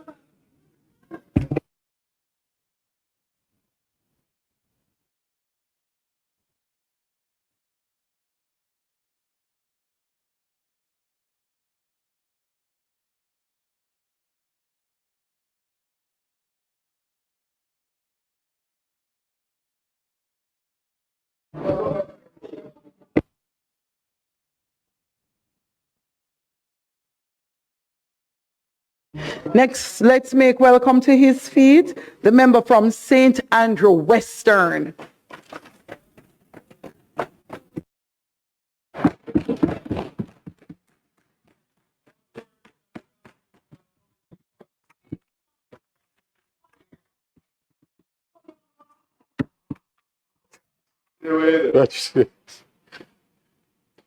Madam Speaker, the limited available time to speakers in this debate is incentive for me to recognize my councillors who are here, councillors Anderson, Clark, and Thomas, my able office team, Ms. Jennifer Edwards and Cassandra Campbell, my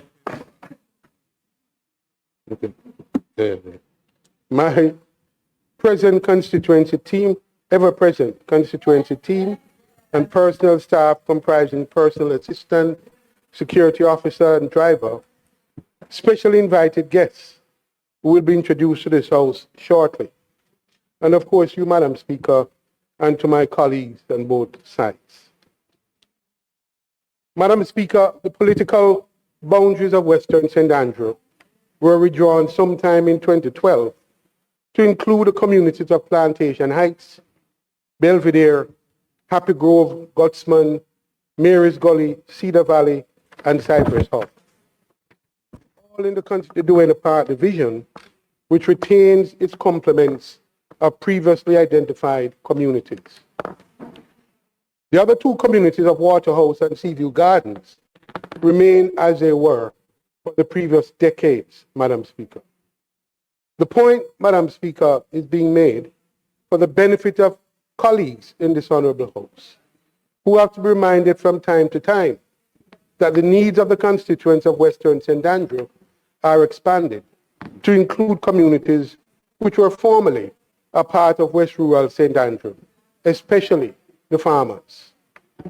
As I have struggled to remind ministerial colleagues in this House of the legitimate needs of those farmers I now represent, I wish for ANSAR to record their needs for proper farm roads, community roads, water, and farm support, as can be confirmed by RADA. Madam Speaker, while I'm on the subject of change geography, I must mention the particular challenges faced by the residents of the Plantationite community, whose lives have been greatly affected by the fact that their individual purchases of lots in the subdivision has not benefited from the amenities of properly paved roads, adequate water, lighting, and other facilities due to the failure of the developer or its successors in interest in the development to complete the development and hand over the subdivision to the local government authority for proper administration and maintenance. Madam Speaker, the issue arises as to the need for appropriate legislation to address this glaring problem as to what happens to purchasers in these failed subdivisions and their expectation and enjoyment of decent roads and public amenities. More can and must be done to fix this unacceptable situation in the real estate and construction sector, Madam Speaker. Madam Speaker, my presentation to this honorable House today could not be complete without reference to the fact that the Duane Park community has been celebrating its 60th anniversary in fine style, and under the leadership of the Community Development Committee, the CDC. Yes, Madam Speaker, a vibrant organization is still functioning in the Duane Park community after several decades and many challenges in continuing the civic dialogue among various community members, groupings, and factions in its effort to unite the community and to maintain its central role as a hub of peace and stability in Western St. Andrew and in the corporate area more generally. The highlight of the year-long celebration, Madam Speaker, of activities was the Duane Park 60th Anniversary Award Dinner, again spearheaded by the CDC, itself in recognition of the many stalwarts who toiled in transforming the starter homes built by the Matalan into homes which sheltered the families and the families who forged the community. The reflection on this journey as a bedroom community included the period racked by political violence that almost tore the community apart. But for the intervention of the now disabled and discarded Peace Management Initiative, PMI, which greatly assisted in building bridges among factions and eventually succeeded in winning sustained peace, if not harmony, in the community. Madam Speaker, the Duena Park CDC and community stands as a beacon of hope for other challenged communities in the corporate area and throughout Jamaica. And I believe the chairman of the CDC is here with us today. And if he is, I'd ask him to just stand and be recognized for a job well done. Thank you for coming.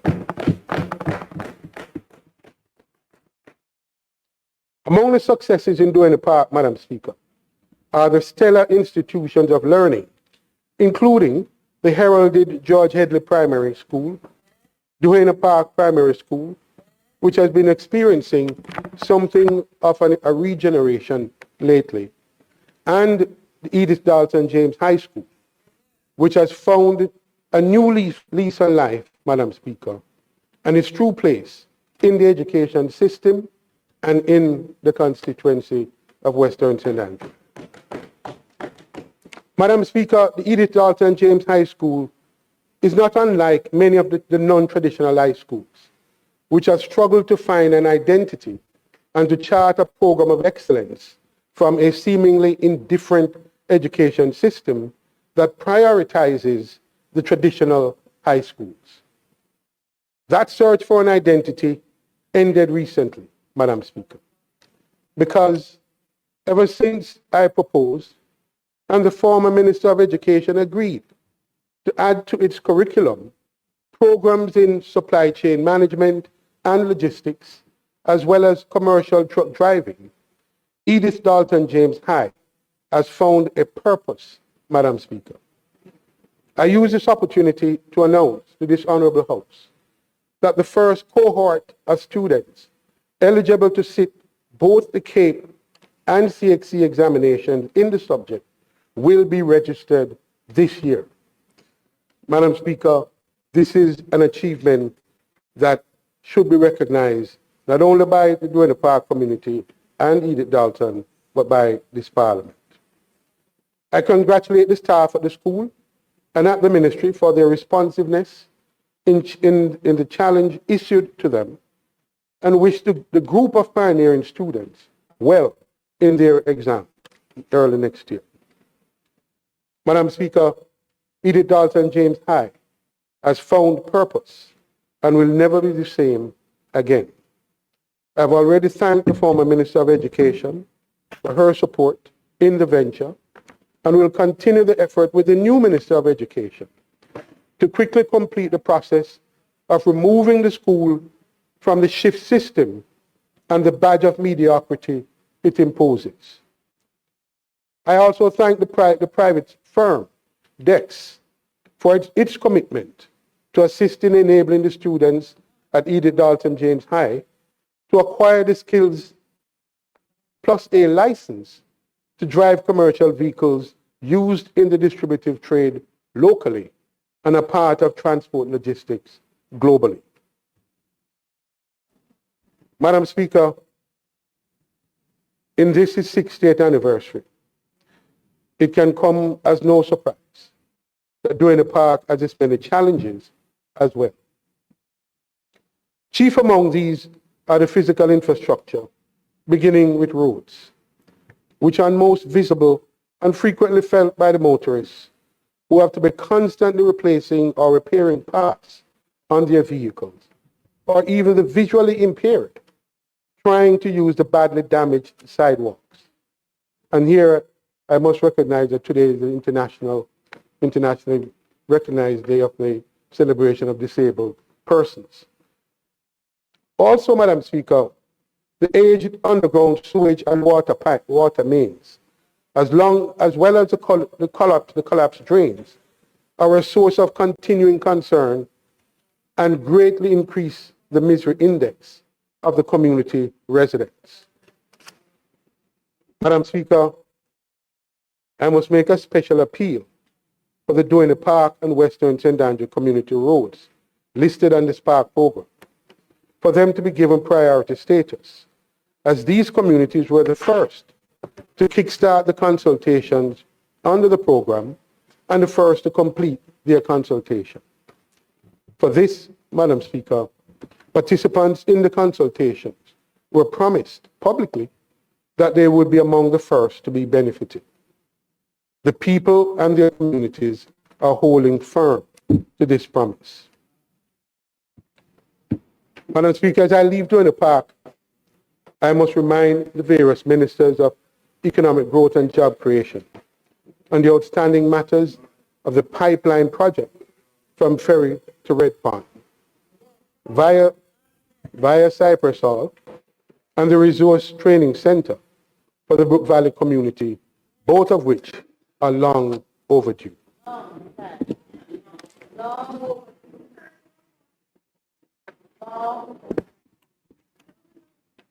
Madam Speaker, let me address the matter of the community of New Haven. Though not as storied as the Duane Park community, or having the same formal development, the New Haven community has been much maligned and mischaracterized by persons ignorant of the antecedents and the proud history of land and home ownership in that community. Many of these original homeowners, Madam Speaker, fled their land many years ago as successive governments failed to control the silting of the Duane River as it floods communities in its path on the way to the Hunts Bay via Riverton and 6 Mile communities. This has resulted in flooding of the New Haven community whenever it rains, as the undersized and poorly maintained system of drains cannot empty the runoff into the river, which overflows its banks continually due to siltation. The situation is exacerbated by the poorly designed bridge or overpass at 6 Miles, which blocks the flow of water from the Duane River, and the main gully which drains Duane Park and Patrick City in the adjoining northwestern St. Andrew constituency, and my friend, another friend, can attest to that. These bodies of water converge at the 6 Miles bridge and overpass. The recent construction by China Harbour on the Mandela Highway and at the overpass bridge has further worsened the flooding situation, with neither NAA or the NCC taking responsibility. The lives of the people of New Haven are severely disrupted whenever there is a sustained rainfall anywhere in the catchment area.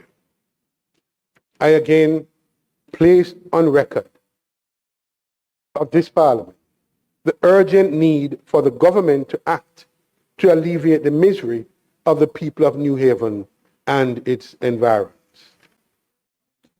Madam Speaker, let me turn now to the Sandy Gully. The records of this House, Madam Speaker, will accurately reflect my several urgent appeals to the government to act boldly to avoid the catastrophic impact of what I called the grey rhinoceros heading towards the Sandy Gully, a metaphor for the imminent threat posed to the communities adjoining the Sandy Gully when the flood waters breach the gully walls. Madam Speaker, the walls of the gully have now been breached, and the community residents are now living in fear for their lives and property. But there is yet another threat, Madam Speaker, posed by the Sandy Gully, and that is the threat to our environment and the delicate ecosystem that is the Port of Kingston, the 7th deepest natural harbor in the world and a national and global asset. An integral part of the port ecosystem is the Hunts Bay, into which several rivers and gullies flow, including the Sandy Gully. The tons of plastics. House Leader, the member's time for speaking has expired. How much? 10 minutes?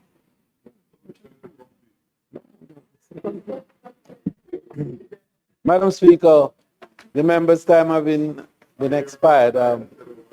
In regard to the established patterns, I beg to move that his time be extended by 10 minutes 5 minutes. to allow him to complete his Question is that the presentation. member's time be extended by 5 minutes to allow him to complete his presentation.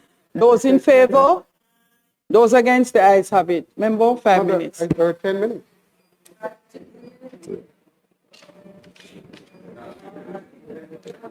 Madam Speaker, I was saying an integral part of the port ecosystem is the Hunts Bay, into which several rivers and gullies flow, including the Sandy Gully.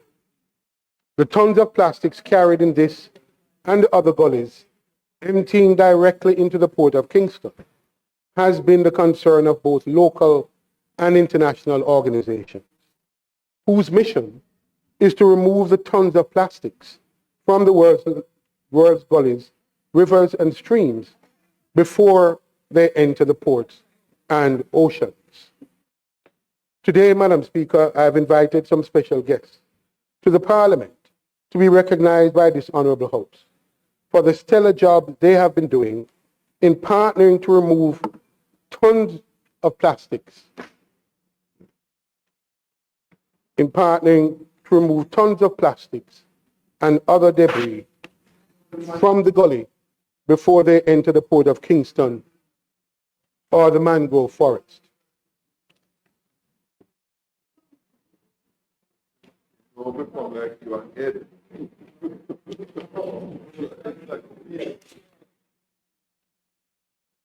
I invite the House to welcome to our visitors from the Kingston Harbour Cleanup Project of the KHCP, a collaborative effort between the Grace Kennedy Foundation, the Ocean Cleanup Organization out of the Netherlands, and Clean Harbors Jamaica.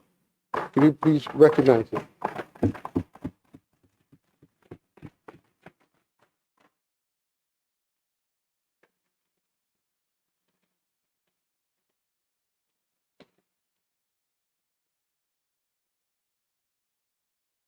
Madam Speaker, the partnership is aimed at reducing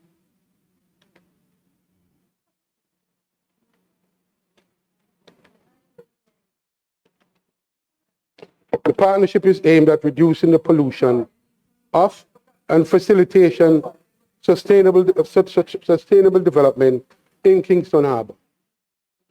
Since the beginning of operation in March 2022, the Kingston Harbour Cleanup Project has prevented over 2.5 million kilograms of plastics and garbage from flowing into the harbour through a combination of beach cleanups, legacy waste removal, and cutting-edge waste trapping technology known as interceptors. To date, these interceptors have been strategically installed at the mouths of 8 of the most polluting gullies feeding into Kingston Harbour, with the latest deployment completed in October, Interceptor 015 at Sandy Gully in Seaview Gardens. The deployment at Sandy Gully marks a major step, Madam Speaker, forward in transforming and reducing the pollution of Kingston Harbour. The installation spans the entire width of the gully to ensure that the waste flowing down the gully is safely contained and guided towards the shoreline. The coastline contained waste is then transported to the KHPS offloading site for sorting and disposal. The data and learning gathered from the project so far will help to optimize technology and operations, paving the way for an expanded network of interceptors across the city. This effort not only aims to restore Kingston's waterways, but also delivers local, regional, and global benefits by reducing plastics pollution in the Caribbean Sea. Madam Speaker, the fisher folk in Seaview Gardens are already reporting the return of baby shrimps and crabs not seen in quite some time in the mangroves. They are excited and hopeful. We thank our partners for their commitment and diligent work and their efforts so far. Madam Speaker, from the bridge on Spanish Town Road, one can see the virtual forest of trees and shrubs, mounds of garbage and black waste in the Sandy Gully. During the last heavy rainfall, the black waterways caused water in the gully to rise to a level threatening the essential Spanish Town Road bridge, as well as the communities upstream and downstream from the bridge. In the aftermath of the heavy rainfall, both the base of Sandy Gully and the reinforced concrete walls on both sides of the gully has been breached, leaving houses on the Dill Path waterway, the Dill Path in Waterhouse side of the gully, hanging precariously. Madam Speaker, that can be shown in the slides that are now on the screen.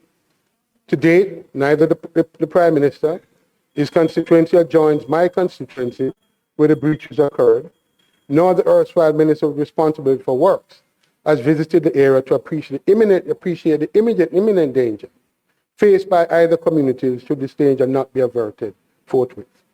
Madam Speaker, the response to my urgent plea on behalf of the residents has been that something will be done in the next budget. Meanwhile, the terrified community members are agitating for action to be taken now. Madam Speaker, the promise of something coming in the next budget preceded the current Minister of Finance by several years. A word to the wise. Madam Speaker, I make this contribution in this House. As I make the contribution in this House, the wiring of 100 homes in the Riverton community has just been completed. This is the first phase of a two-phase program designed to expand access to legal light by residents of Riverton City and to reduce revenue losses to JPS by removing illicit connection. This is a partnership between the community and JPS, led by myself and the Council of the Seaview Gardens Division, after patient but deliberate negotiation. The next phase in this collaborative arrangement will be the implementation of an improved distribution infrastructure to enable more houses, once successfully wired, to become formalized. Considering the benefits of this program to all stakeholders involved, the question therefore is, why only 100 homes being wired? The answer, Madam Speaker, is the prohibitive cost involved to wire an individual house. I'm therefore calling on the government to demonstrate its genuine concern for the most vulnerable in society through a targeted program of cost reduction, elimination for the wiring of houses, thereby providing legal light to all those wanting to connect legally to the grid. All will be benefited with the adoption or expansion of such programs by government, not just the few who will benefit under the vote buying scheme announced recently on the political platform, the GCT reduction. The citizens of Riverton continue to press for a better NWC water system of both potable and reliable water service and reliable sewer service. I will continue to advocate for their inclusion in accessing the improved and affordable services available to every community in Western St. Andrew. They deserve no less, Madam Speaker. Madam Speaker, I close today's contribution with an improbable story. No, I allowed extra time already, House Leader. It's just accidental that it's on this particular I allowed extra matter. time already. Madam, And he's far from closing. 2 minutes. He's far from closing. Next speaker, House Leader, next speaker. Madam Speaker, I urge you to allow for the 1 minute for conclusion. It is not, and I want to repeat this as House Leader, it is not going to be tolerated that we continue to recognize that the rules are 15 minutes with an addition of 5 minutes or so for conclusion, and we prepare deliberately long speeches. So I would urge that member, you conclude now, and then we follow the rules of the game hereafter. Madam Speaker. House Leader, I have not ruled that you continue to speak, member. So House Leader, I have a challenge for the constituency debates. I have heard significant complaints from both sides of the House and predominantly the government side of the House in terms of additional time. I find that I am harsher on the government members than I am on opposition members. And I have to ensure that the balance is maintained across the board. And so the member will not be allowed another second. We will move to the next speaker. The next speaker is the member It will from show that this is Westmoreland. about the If the you know, constituencies if and you and the do housing- continue, The housing in Penwood. if you do continue, member, you will be in breach and you are not being given any more time to say anything else. That's okay, member. I have to be consistent. I can't continue to give more leeway to the opposition than I give to every member. Every member has equal opportunity to do their presentation, and member, you are required to stick within the designated time. You will not get in excess of 5 minutes additional time. The next member to speak is that from St. Elizabeth Northeastern. Member Slowly, could you rise to your feet so that the podium may be taken to you? Member, when you get extra time and you get extra time, what you do is to summarize your speech and get to the conclusion. And member Slowly, please take note, you will not be given any additional leeway. Thank you, Madam Speaker. I am seeking permission to speak from a desk, which is not mine. Permission granted. Today marks the fourth stage of the constituency debate that I have the honor of presenting as your representative for St. Elizabeth Northeastern. This moment is not only a reflection of my service, but a celebration of the collective journey we have undertaken together, an ongoing testament to the power of vision, action, and the belief that change lies within our hands. I begin with a heart full of gratitude to my Heavenly Father, whose guidance, strength, and empowerment have allowed me to fulfill this noble calling of service. It is with utmost respect that I acknowledge the leadership of Dr. the Most Honorable Andrew Holness, Prime Minister of Jamaica.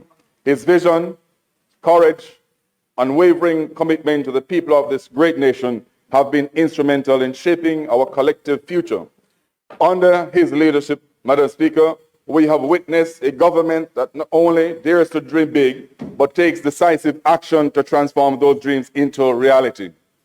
Prime Minister Holness embodies the very essence of visionary leadership, moving us forward with purpose, integrity, and steadfast resolve. To my beloved family, whose unconditional love and support sustain me daily, and to the dedicated leadership of the Jamaica Labour Party, I express my deepest gratitude. Your unwavering belief in our shared mission continues to unite us in purpose and action. Madam Speaker, I must also commend the tireless efforts of the constituency staff, the management and constituency executive, and our committed leaders who drive real, meaningful change in St. Elizabeth Northeastern. A special acknowledgement goes to Councillor Christopher Williams, my sole sitting councillor for the constituency, for his dedication and collaboration in advancing our shared goals. I also wish to recognize our council caretakers, Mr. Pengs, Rodney, Mitchell, for their individual contributions. Additionally, I extend sincere gratitude to my CDF manager, Dr. Ava Brown, for her extraordinary commitment to excellence, ensuring the successful implementation of our projects and initiatives. Above all, Madam Speaker, I am profoundly grateful to the voters of St. Elizabeth Northeastern. Their trust in my leadership and their recognition of my passion for our community inspire me every day. It is their unwavering support that strengthens my resolve to serve with integrity, purpose, and determination. Representing the people of Jamaica's breadbasket parish is an honor, and I cherish it deeply. Madam Speaker, my presentation today, titled Vision, Action, and Collaboration, will focus on 7 key areas critical to the development and well-being of our constituency. Infrastructure is the foundation upon which sustainable development is built. And it is with great pride that I report on the substantial progress made in key infrastructure projects in our constituency. The vision we have for this constituency is being realized through extensive road rehabilitation, flood mitigation efforts, water system upgrades. These projects, Madam Speaker, not only improve the daily lives of our people, but also strengthen the overall resilience and growth of our communities. Madam Speaker, I am pleased to update this Honorable House on the completion of several major roadworks that have been crucial in the development of our constituency. And my major roadwork which I want to present and speak about today is the Santa Cruz to Leeds corridor. This extensive road rehabilitation, valued at over $100 million, Madam Speaker, is at about 98% complete. And I say 98% complete because we have few little details to complete. For example, by the Seven Corners turn, there's a pedestrian crossing that needs to be installed by the contractor. Similarly, by the Leeds Primary School, there's a second pedestrian crossing that needs to be installed. These are a part of the entire project, and these, Madam Speaker, must be done and must be done forthrightly. This project has significantly improved the road network, benefiting both local communities and the broader transportation system in general. Madam Speaker, the roadworks are eagerly being awaited by my constituents in the Burn Savannah area, from Lacova to Burn Savannah. This project, also valued at over $100 million, is set to commence in the coming year, and we are confident it will bring much needed improvement to this important stretch. Madam Speaker, I want to make reference to the Number Road. I want to make reference to the Ginger Peace Road and the Hope River Road. The Number Road, Madam Speaker, is located in the Pepper area in the Braze River Division. Likewise, the Ginger Peace in the Georges Valley in the Braze River Division. These two roads, Madam Speaker, the people of Braze River, that area, they have been waiting for near 40 years. They've been giving promises. And Madam Speaker, I'm happy to report that this government, the Jamaica Labour Party government, we are the ones that came and did it. And I want to say thanks to our hardworking Agriculture Minister, Honorable Floyd Green, for allowing this privilege through the RADA rehab program. I also would like to express thanks also for the Hope River in the Santa Cruz division. Madam Speaker, a similar situation exists where I get to understand that monies were granted over 40 years ago by the other side when they were in the position. The only thing that was done was that the mall was thrown on the road, and after that, they disappeared. Madam Speaker, I'm happy to say that this Jamaica Labour Party is committed to community building. And I also want to give thanks to the hardworking Minister Floyd Green on my right hand. Through the RADA rehab program, we were able to get that done. Madam Speaker, through collaborative efforts with the Ministry of Works, led by Minister Morgan, and with the support of the National Works Agency, we have been able to fix breaches on our major thoroughfares throughout the constituency, mainly from Gutters to Santa Cruz via Goshen and Pepper, from the Santa Cruz Town Center down to Park, down by Rock Hill, down to Lagpovia. The entire stretch has been taken care of, and commuters can travel in a more comfortable state. Also, we have done from Wilton via Braze River into Union, into Balaclava, back down to Roses Valley, Madam Speaker. And I just want to say thanks to Minister Morgan for ensuring that our major roads are being taken care of. These improvements will enhance road safety, reduce travel time, and support economic growth in our region. Madam Speaker, I am happy to bring to the attention of this Honorable House the transformative infrastructure project set to replace the landscape of St. Elizabeth Northeastern in the coming months. I speak of none other but the SPARK program, which is expected to spark a great transformation in many communities across our constituency. Madam Speaker, I just want to touch a little on this matter, the Raheen breakaway in the Silo division. Nearly 2 years ago, the urgent need to address the Raheen breakaway was recognized under the leadership of Minister Warmington.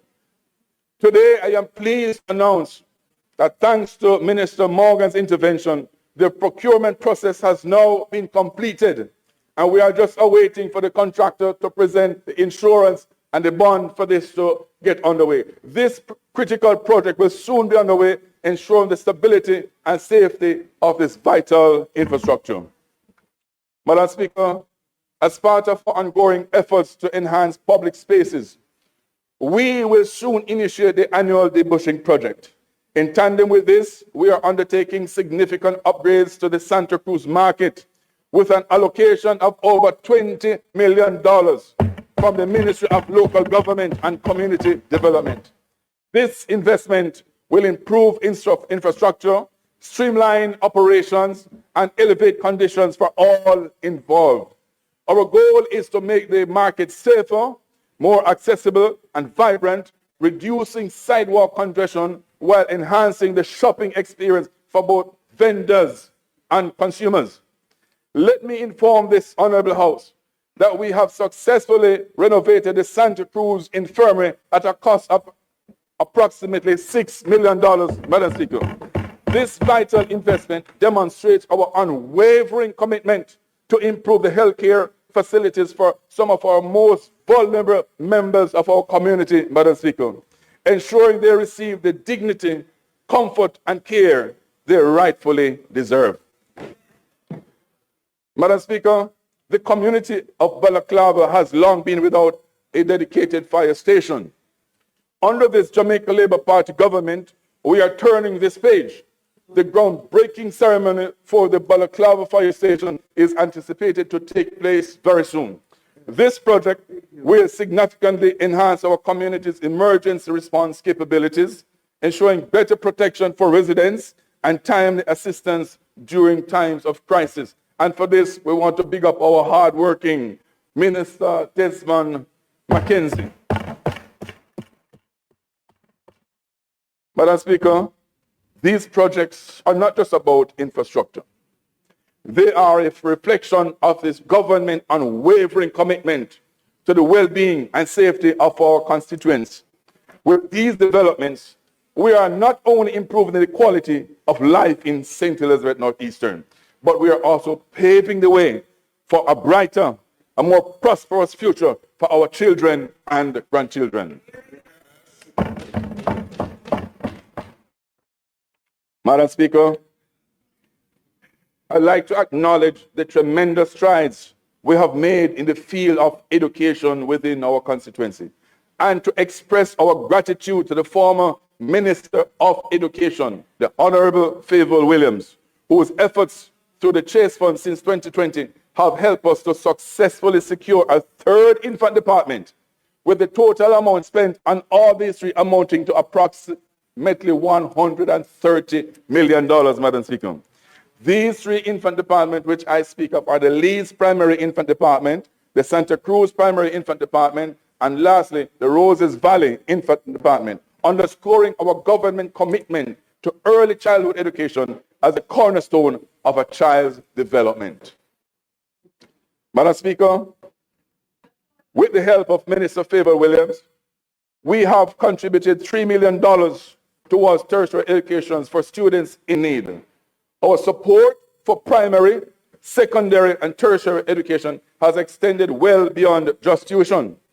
Auxiliary fees and book fees within the constituency have exceeded $6 million this year, Madam Speaker. Our commitment to supporting our students doesn't stop there. My office has launched a breakfast feeding program aimed at supporting 6 schools within the constituency. Some schools have already started benefiting from this initiative, and we are proud to announce that we will continue rolling out this program in January of 2025. Madam Speaker, my office has initiated conversation with the Hart NSTA Trust to ensure that all uncertified ECI teachers in our constituency are certified, and those already certified will be upgraded where possible through collaborative efforts involving our office, Ministry of Education Region 5, and Hart Trust. Madam Speaker, I must commend the Cornel Farquharson Training Institute, a valuable partner in our efforts in empowering our youth. In collaboration with the Office of the Member of Parliament, this institution since October 2020 has trained over 2,000 young men and women, and remarkably so, Over 95% of these individuals have been gainfully employed within various security companies locally and internationally. Madam Speaker, these efforts are part of our unwavering belief in the transformative power of education. As we continue to invest in our children's future, we reaffirm our commitment to ensure that every student in this constituency has the resources and support they need to succeed. One reminder, Madam Speaker, to this Honourable House is an issue I raised in a previous debate that continues to affect many young people across the island. The burden of auxiliary fees. These fees often prevent students from accessing their examination results, blocking their pathway to further education or meaningful employment. This situation is an unacceptable one and demands urgent action to ensure no student is denied opportunities due to financial constraints. Madam Speaker, education is the cornerstone of our nation's progress, and we must work together to eliminate all the barriers to success for our students. Madam Speaker, the importance of community engagement cannot be overemphasized in any constituency. I am proud to highlight the ongoing efforts to uplift and develop the communities within my constituency. A collaborative approach between the Member of Parliament and the citizens is key to building stronger and more resilient communities. In Bogue, we have made great strides with the construction of a bus stop, and we have given a major facelift. House Leader, the member's time for speaking has expired. Thank you, Madam Speaker. I beg to move that the member's time be extended by the 5 minutes allotted. May it please you, Madam Speaker. Question is that the member's time be extended by 5 minutes. Those in favor? Those against, the ayes have it. Thank you very much, Madam Speaker.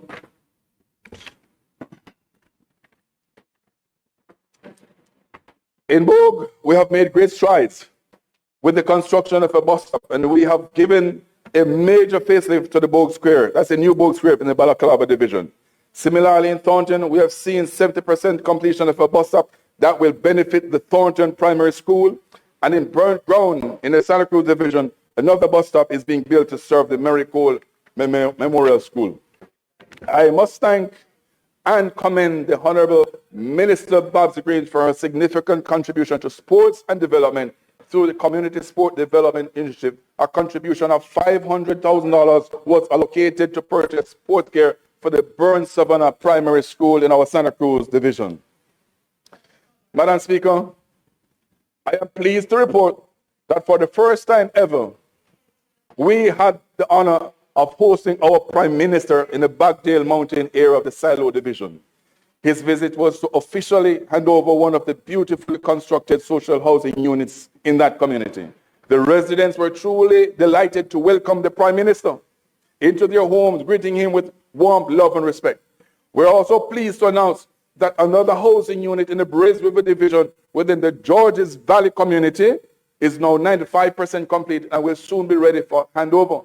Furthermore, Madam Speaker, we have 3 more housing units to commence within the next month or two. One in 7 Corners, another in Longwood. And I just want to pause to say, Madam Speaker, Lydia in Longwood, before I became Member of Parliament, she approached me and she showed me her living condition. And I'm so elated and happy to be a conduit, to be able to now can allow her, through our social housing program, through our Prime Minister, to have a 3-bedroom home that she's looking forward to.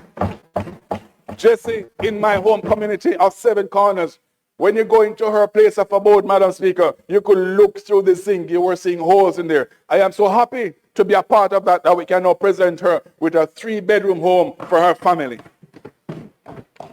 Madam Speaker, these housing initiatives are a testament to the efforts, commitment, and visionary leadership of our hardworking and thoughtful Prime Minister, Dr. the Most Honorable Andrew Holness, whose leadership continues to drive these transformative changes for the people of St. Elizabeth Northeastern. And in conclusion, Madam Speaker, while much has been achieved, there remain some key challenges. There is the issue of the Lacovia Bridge, the Woolwich breakaway near the Lacovia Police Station, and the pressing need for a new drainage plan in Santa Cruz. which are still high on our agenda. I continue to engage Minister Morgan and his team to partner with us to address these areas in urgent need of attention. The progress we have seen in our constituency is a testament to the hard work of this government, the dedication of our constituents, and the spirit of unity that drives us forward. From infrastructure to education, health, and agriculture, we are making real strides in every area of development. I want to express my deepest thanks to all who contributed to these achievements, and I look forward to continuing our work together to build a brighter, more prosperous future for St. Elizabeth Northeastern. I am committed to work in unity, with purpose, and with passion to make St. Elizabeth Northeastern a beacon of success. Madam Speaker, as a resident of the community within St. Elizabeth Northeastern, the last thing I'd like to say, as you all know, I'm an Banya, I'm an Anya, and I now leave you. And I say, third term Louis, thank you very much, Madam Speaker.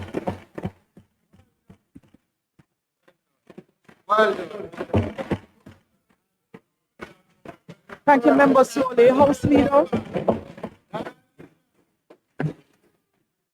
House Leader.